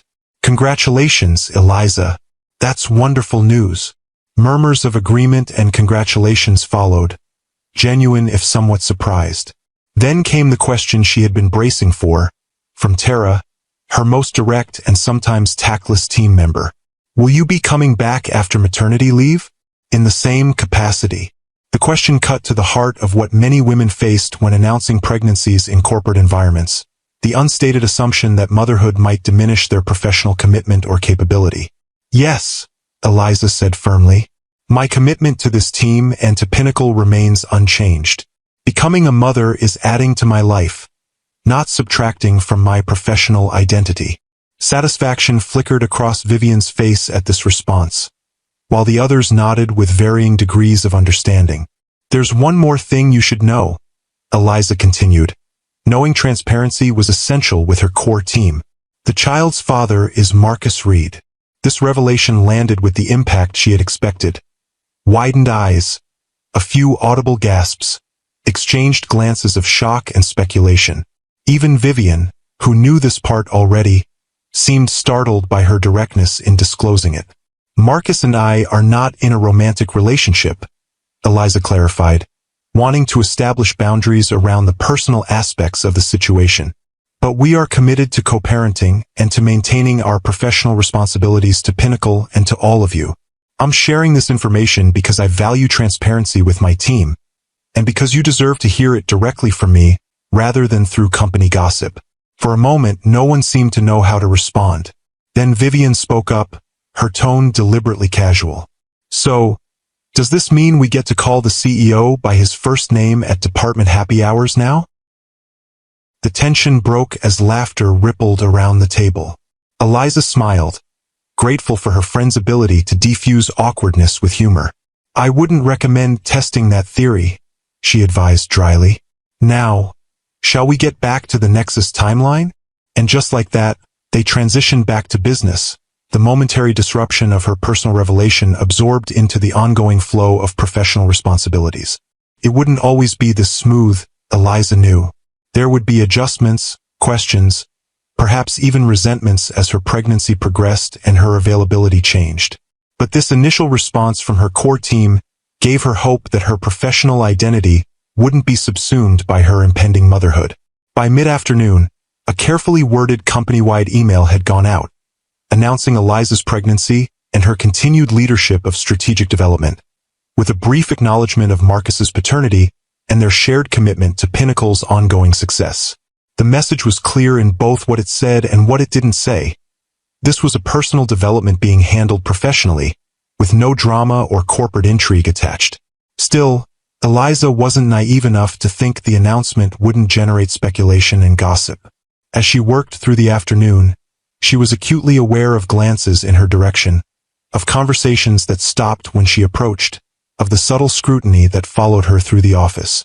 It was exactly what she had feared when she decided to hide her pregnancy until after the Nexus launch, becoming the subject of workplace gossip, having her professional accomplishments overshadowed by her personal circumstances. The irony that her collapse had forced exactly the scenario she'd been trying to avoid wasn't lost on her. At 5 o'clock, a knock on her office door interrupted her review of the final Nexus testing protocols. Marcus stood in the doorway, his expression unreadable. "Do you have a moment?" he asked. "Of course." She gestured to the chair across from her desk, noting the formal distance he maintained, appropriate given their workplace setting and the day's revelations. "How has it been?" he asked once the door was closed, his tone suggesting he understood exactly what she'd been experiencing. "About as expected," Eliza replied honestly. Some genuine congratulations, some awkward avoidance, plenty of whispers when they think I can't hear. Marcus nodded, unsurprised. "It will settle down." People are naturally curious about the personal lives of their leaders, especially when those lives take unexpected turns. But ultimately, they care more about their own careers than about our private business. I hope you're right, she sighed, allowing herself a moment of vulnerability now that they were alone. I just hate feeling like I've become the pregnant executive instead of the architect of Nexus. You're both, Marcus pointed out gently, and more, just as I'm both CEO and expectant father, along with many other identities. People's tendency to fixate on a single aspect of someone else's life doesn't diminish the fullness of that life. The philosophical observation surprised her, revealing again the thoughtful person behind Marcus's efficient professional persona. These glimpses of his deeper nature had become more frequent during her stay at his home, creating a foundation of friendship that transcended their complicated history. When did you get so wise? She asked, a smile softening her words. I've always been wise, he replied with mock seriousness. You're just finally noticing. The shared moment of humor eased the tension of the day, reminding Eliza that whatever challenges lay ahead, she wasn't facing them alone. Marcus might not be her romantic partner, but he was proving to be a steadfast ally in navigating this unexpected journey.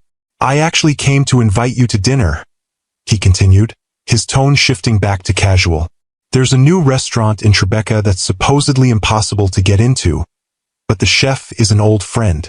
I thought we might celebrate surviving day one of our public co-parenting adventure.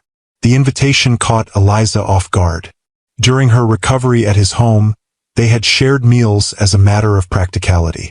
This was different, a deliberate choice to spend time together outside of necessity. Won't that fuel speculation? She asked, genuinely curious about his thinking. Us dining together publicly after today's announcement? Probably, he acknowledged with a shrug. But people will speculate regardless of what we do. We might as well enjoy a good meal while they talk. His nonchalance about potential gossip represented a freedom Eliza had never permitted herself, the ability to act according to personal preference rather than careful calculation of others' perceptions. It was both unsettling and strangely liberating to consider adopting even a fraction of that approach. Okay, she decided, surprising herself with the ease of her acceptance. Dinner sounds nice. The restaurant was indeed exclusive, a small space with only 12 tables, each separated from the others by clever architectural elements that created an illusion of privacy without isolation. The chef, a tall woman with a shock of silver hair, greeted Marcus with genuine warmth before leading them to a corner table with views of both the open kitchen and the quiet street outside. Mira and I went to culinary school together, Marcus explained after they were seated. Before I decided technology was my true calling. You went to culinary school? Eliza couldn't hide her surprise at this previously unknown facet of his background. A smile touched his lips. For a year between undergrad and business school. My father considered it a waste of time, but it was the first decision I made purely for myself rather than for the family legacy. I had no idea you were interested in cooking. There's a lot we don't know about each other, he observed, echoing a comment from one of their evenings at his home. Despite our professional proximity and our current situation, the gentle acknowledgement of the unusual path that had brought them to this moment, colleagues to lovers to co-parents, all within the span of less than a year, created an opening for the kind of personal conversation they had begun to explore during her recovery. As the meal progressed through exquisite courses paired with wines, for Marcus, and sophisticated non-alcoholic concoctions, for Eliza, they found themselves sharing stories and perspectives that had little to do with Pinnacle or their impending parenthood. Marcus spoke of his year in culinary school and his ongoing love of cooking, a hobby he rarely had time to indulge. Eliza described her college years studying abroad, her passion for architectural photography, her dream of someday writing a book about women pioneers in technology. By the time dessert arrived, a deconstructed chocolate creation that the chef delivered personally with a wink at Marcus, Eliza realized they were having the kind of date they had skipped over in their unusual progression from professional acquaintances to expectant parents. The thought brought a flush to her cheeks that had nothing to do with the ambient temperature of the restaurant. What is it? Marcus asked, noticing her sudden self-consciousness. Nothing, she deflected, then reconsidered, deciding honesty was the foundation they needed to build upon. Actually, I was just thinking that this feels like a date, he finished when she hesitated. Yes, she met his gaze directly, curious about his perspective. Is that what this is? Marcus considered the question with characteristic thoroughness, neither rushing to confirm nor hurrying to deny. I'm not sure there's a conventional label for what we're doing, he said finally. We're getting to know each other as people rather than as professional roles. We're exploring whether the connection we felt that night 7 months ago was purely circumstantial or based on something more substantial. We're laying groundwork for a relationship that will need to sustain us through 2 decades of co-parenting. The thoughtfulness of his response, so different from the glib assurances or awkward deflections another man might have offered, reminded Eliza why she had been drawn to Marcus in the first place. His mind, his clarity, his ability to face complex situations directly, these qualities had attracted her long before physical proximity had sparked more immediate chemistry. And if it is a date? She pressed, surprising herself with her boldness. Would that complicate things further, or simplify them?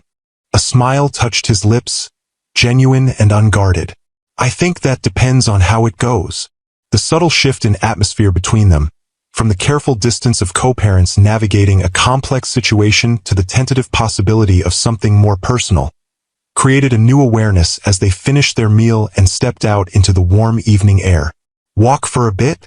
Marcus suggested, nodding toward the quiet streets of Tribeca, less crowded now that the dinner hour had passed.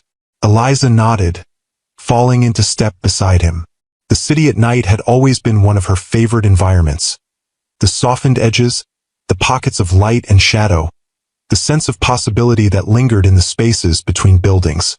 I've been thinking, Marcus said after they had walked in comfortable silence for a block, about what you asked earlier, whether this was a date. And I realized I've been approaching our situation with excessive caution, trying to respect your independence and avoid adding romantic complications to an already complex circumstance.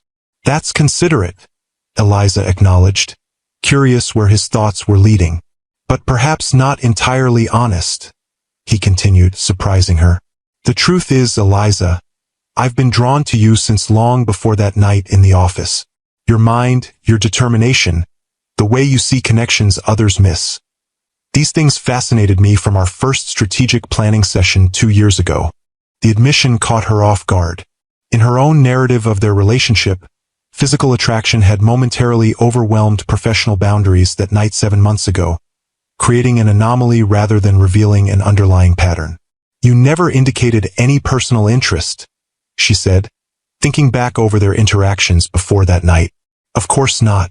You were a valued employee. I was your CEO. The power dynamics made any expression of personal interest inappropriate at best, potentially exploitative at worst. His principles, so clearly articulated, explained much about his behavior both before and after their night together. That's why I left that note. Not because what happened meant nothing, but because it meant something I didn't know how to reconcile with our professional relationship. They had stopped walking now, standing in the pool of light from a street lamp, the city's ambient noise creating a cocoon of privacy around their conversation. And now, Eliza asked, her heart beating faster despite her attempt at composure. What's changed? Everything, Marcus replied simply. The pregnancy has already altered our professional dynamic beyond repair. The careful boundaries we both maintained, have been irreversibly crossed. We're going to be parents together, regardless of any other aspect of our relationship. He paused, his gaze direct and unflinching. Which means the reasons I held back before no longer apply. We're already connected in the most profound way possible. The question now is whether we explore the full potential of that connection, or limit it to co-parenting alone. The clarity of his analysis, so characteristic of his approach to business challenges, now applied to the most personal of questions, created a strange intimacy between them. This was Marcus Reed stripped of corporate armor, offering not just vulnerability but a vision of possibility she hadn't allowed herself to consider. I don't know what to say, Eliza admitted, the strategic thinker momentarily at a loss for words. "You don't need to say anything right now," he assured her. "This isn't a business negotiation with a deadline. It's a conversation we can continue as we navigate everything else." A smile touched his lips, softening the seriousness of the moment. "One variable at a time, remember?"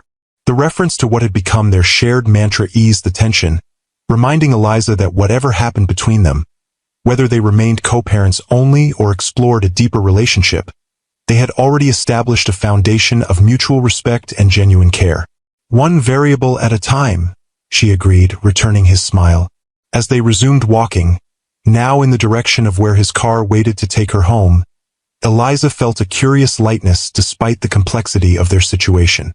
For months, she had approached her pregnancy as a problem to be managed, a complication to be minimized, a secret to be protected. Tonight, for the first time, she glimpsed the possibility that it might instead be the beginning of something unexpected but potentially wonderful. Not just the child growing within her, but a relationship built on genuine connection rather than circumstantial necessity. The week leading up to the Nexus launch passed in a blur of final preparations, media briefings, and technical checks. To Eliza's relief, the initial wave of gossip following their announcement subsided quickly, replaced by the more immediate excitement of what industry analysts were calling the most significant platform innovation of the year. Marcus had been true to his word, ensuring that Eliza received full credit for her vision and leadership, while simultaneously protecting her from the most stressful aspects of the launch process.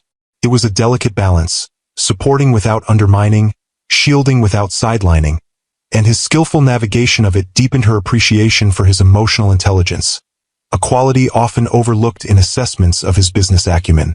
The night before the launch, Eliza worked late in her office, reviewing the presentation she would deliver to key clients and media the following morning. A knock at her door revealed Marcus, jacket discarded, sleeves rolled up, looking as focused as she felt. "Final preparations?" he asked, nodding toward her computer screen. "Just some tweaks to the demonstration flow," she confirmed. "Everything else is ready." He entered, taking the chair across from her desk. "The team has done exceptional work." "You've done exceptional work." "We all have," she acknowledged, including him in the praise. His personal involvement in the final stages of development had accelerated several key features, his technical background proving as valuable as his business leadership. "How are you feeling?"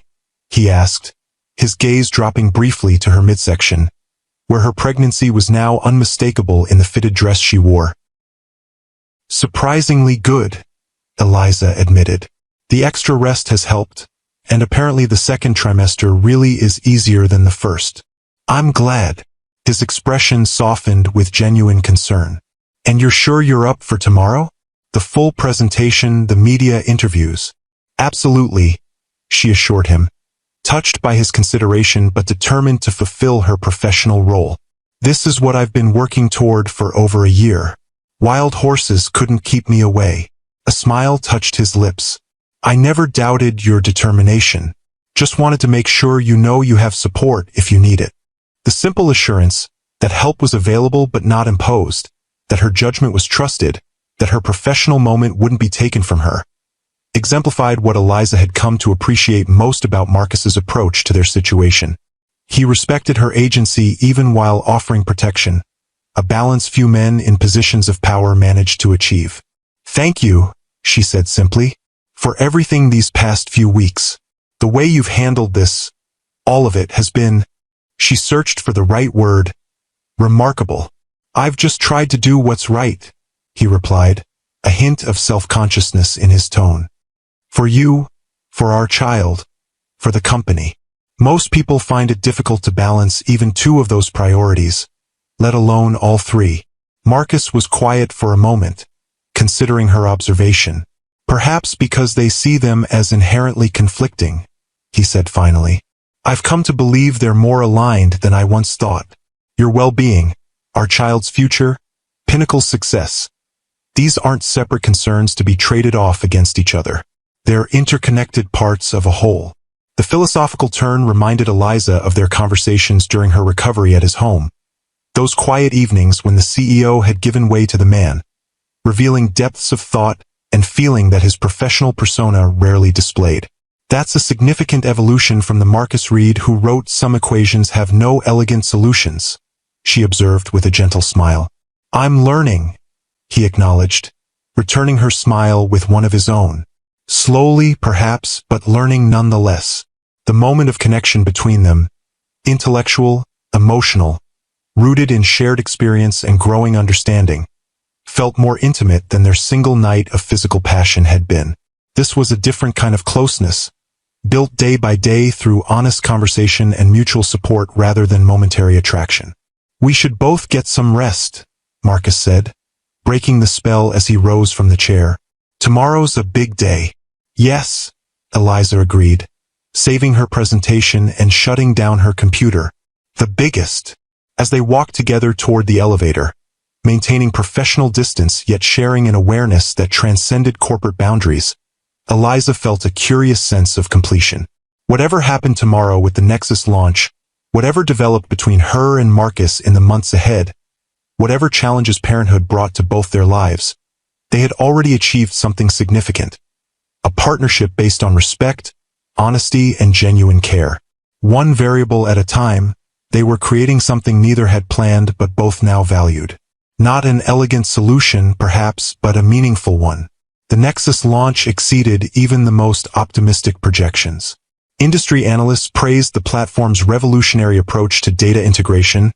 Early adopters reported efficiency improvements beyond initial estimates, and Pinnacle's stock price jumped 12% by closing bell.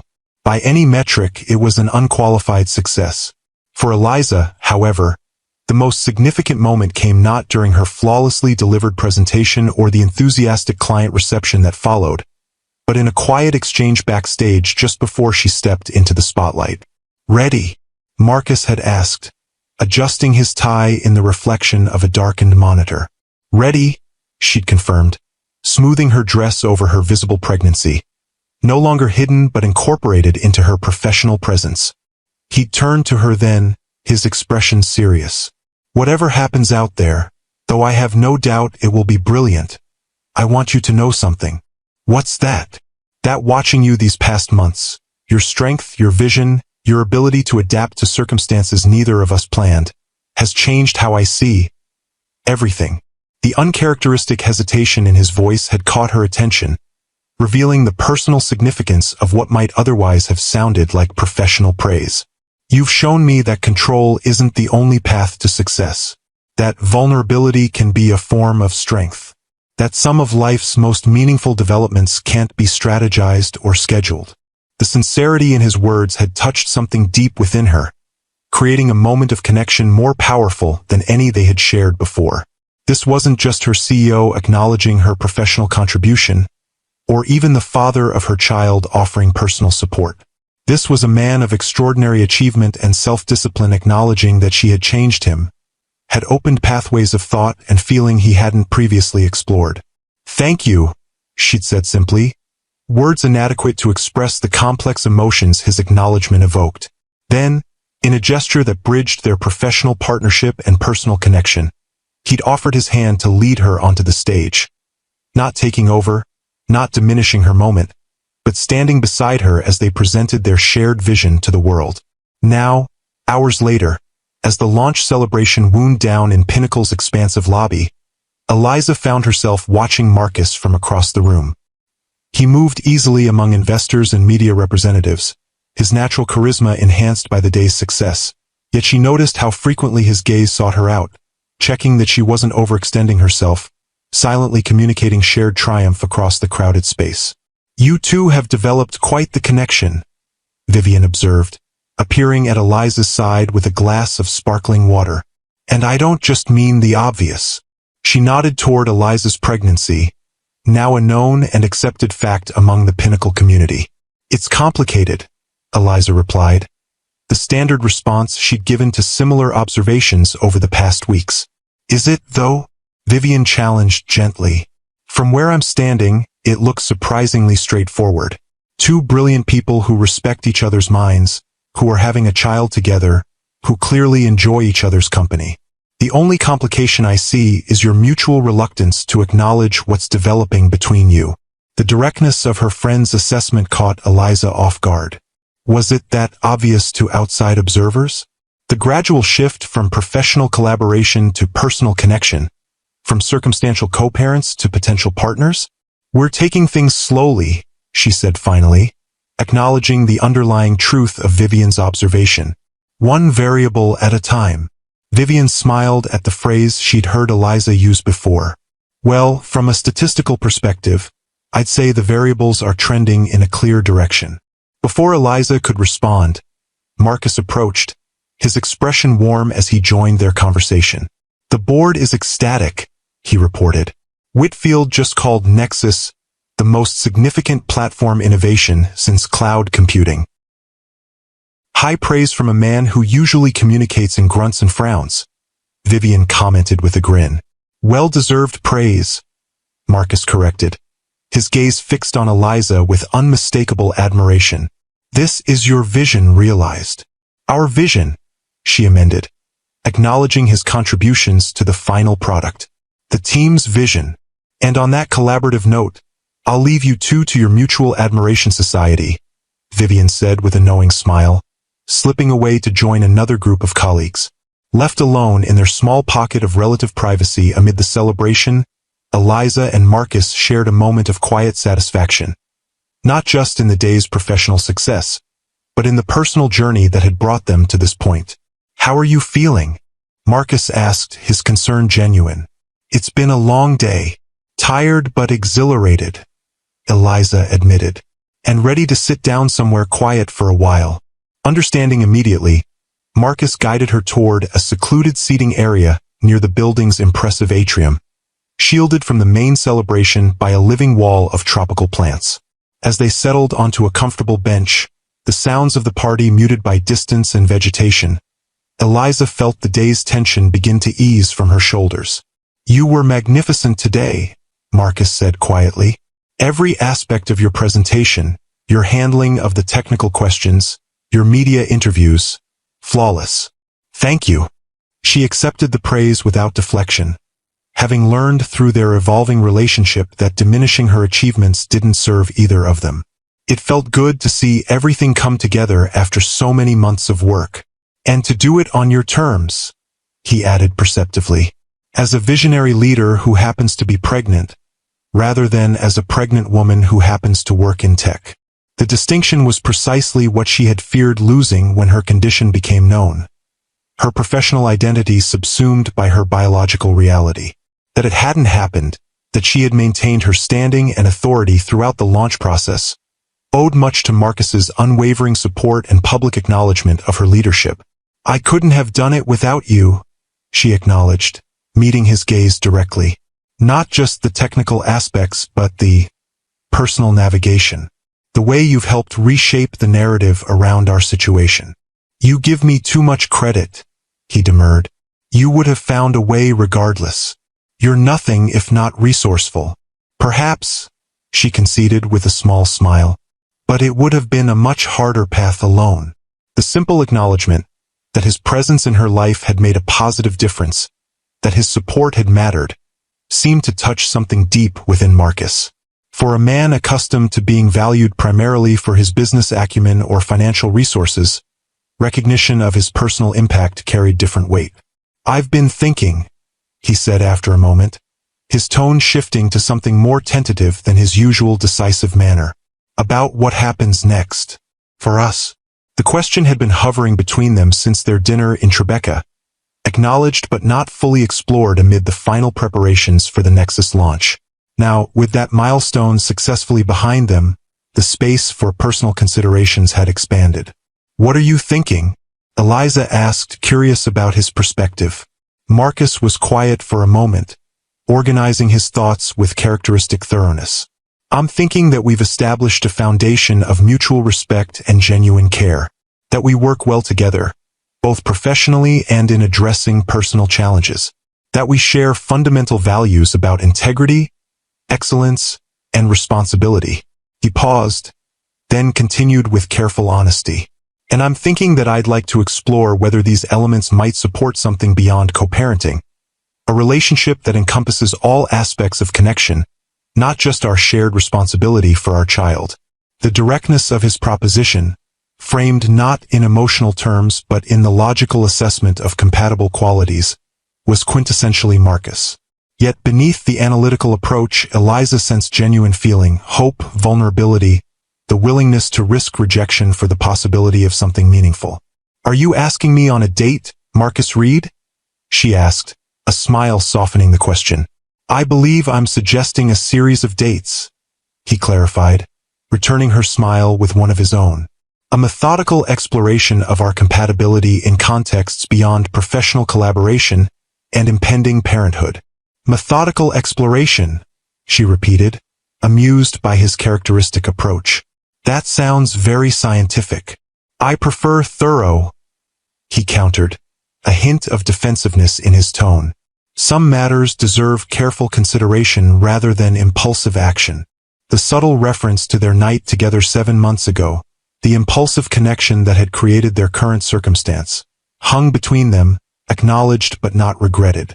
"I agree," Eliza said softly, her hand finding his on the bench between them. "Some things are worth taking slowly, exploring fully, understanding completely." The relief in his expression was palpable, as if he had genuinely feared her rejection despite the growing closeness between them. "So you're open to this exploration?" "I am," she confirmed, surprising herself with the certainty of her response.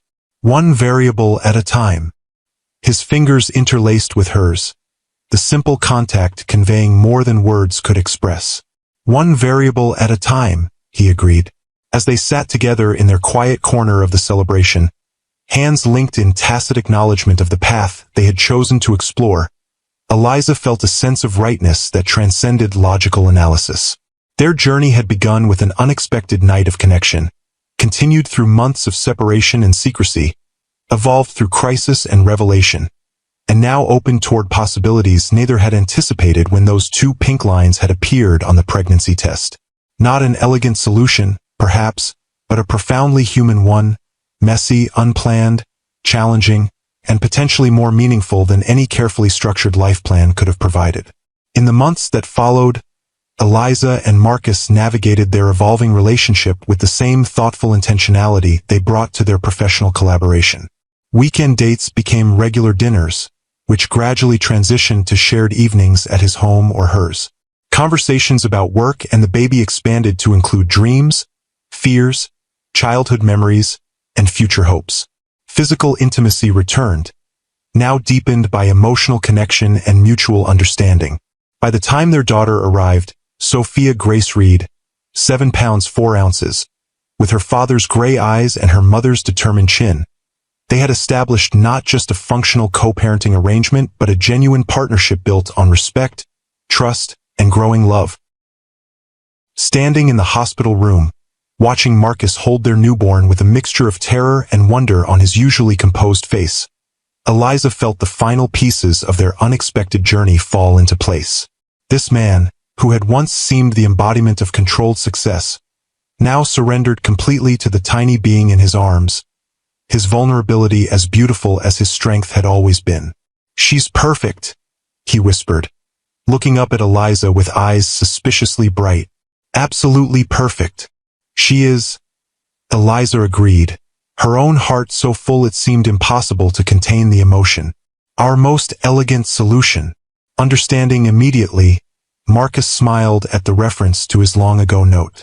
"Not elegant," he corrected gently, "but infinitely more beautiful than any solution I could have planned." As he carefully returned Sophia to Eliza's arms, their daughter nestled against her mother's heart, Marcus reached into his pocket and withdrew a small velvet box. "I had planned to do this differently," he admitted, a rare uncertainty in his voice. "A carefully orchestrated moment after you'd recovered, with proper ambience and preparation. But seeing you now, seeing her, I can't imagine a more perfect time." Eliza's breath caught as he opened the box to reveal a stunning emerald-cut diamond set in platinum, elegant in its simplicity.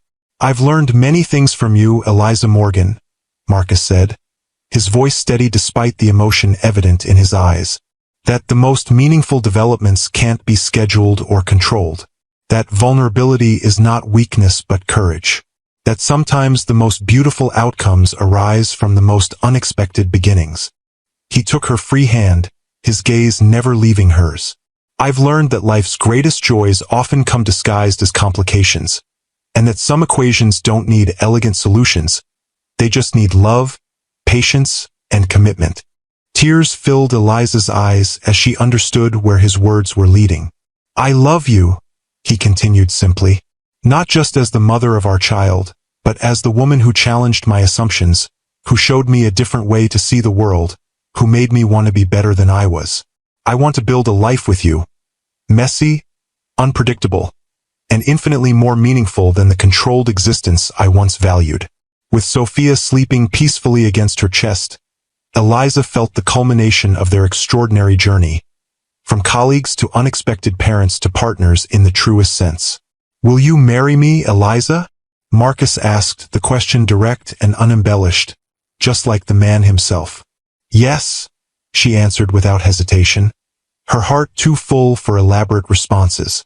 Yes, I will, as he slipped the ring onto her finger, then leaned forward to kiss her with exquisite gentleness.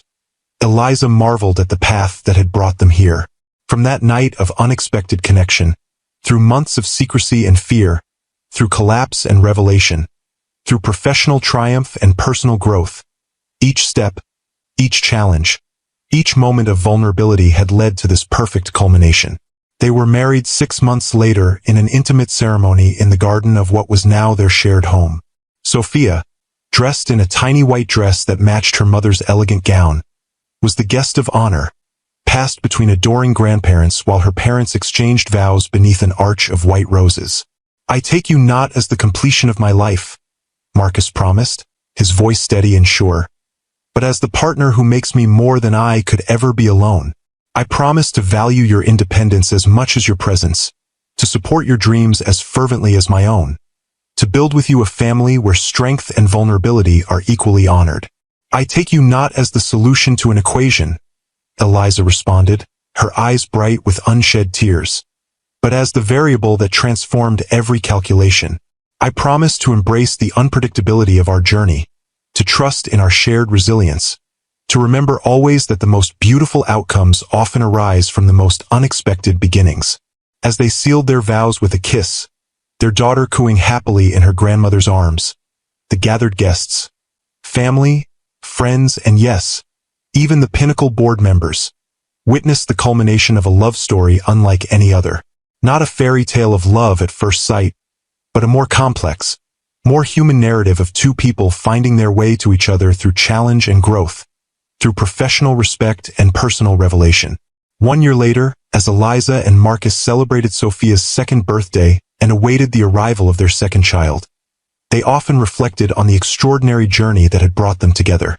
The framed note, "Some equations have no elegant solutions," hung in Marcus's home office, a reminder of how far they had come from that morning after, when both had believed their connection was a complication best avoided rather than the beginning of their greatest joy. Do you ever regret it? Eliza asked one evening as they sat in the garden, watching Sophia toddle determinedly across the grass. The way it all happened, the public speculation, the disruption to your carefully ordered life. Marcus considered the question with characteristic thoroughness, his arm warm around her shoulders. Not for a moment, he said finally, his gaze moving from their daughter to his wife, love evident in every line of his face. Some disruptions aren't complications to be managed. They're opportunities to discover what truly matters.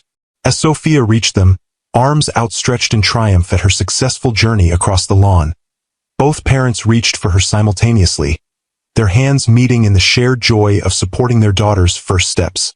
In that simple moment of family connection, the truth of their journey was perfectly crystallized. That sometimes life's most beautiful outcomes arise not from careful planning but from embracing the unexpected, from finding courage in vulnerability, from transforming complications into opportunities for growth and love. Not an elegant solution, perhaps, but an infinitely more meaningful one. If the story touched your heart, Please hit that like button and subscribe to Timeless Love Tales with Mr. Harrison. I'd love to hear your thoughts in the comments below. Have you ever experienced how life's greatest complications can become its greatest blessings? How an unexpected challenge transformed into an unexpected joy? Remember, my friends, that sometimes our most carefully constructed plans fall apart to make way for something even more beautiful than we could have imagined. Sometimes the equations of our lives don't need elegant solutions. They just need courage, vulnerability, and the willingness to embrace the unexpected journey. Until next time, this is Mr. Harrison, reminding you that the most meaningful love stories aren't perfect. They're real.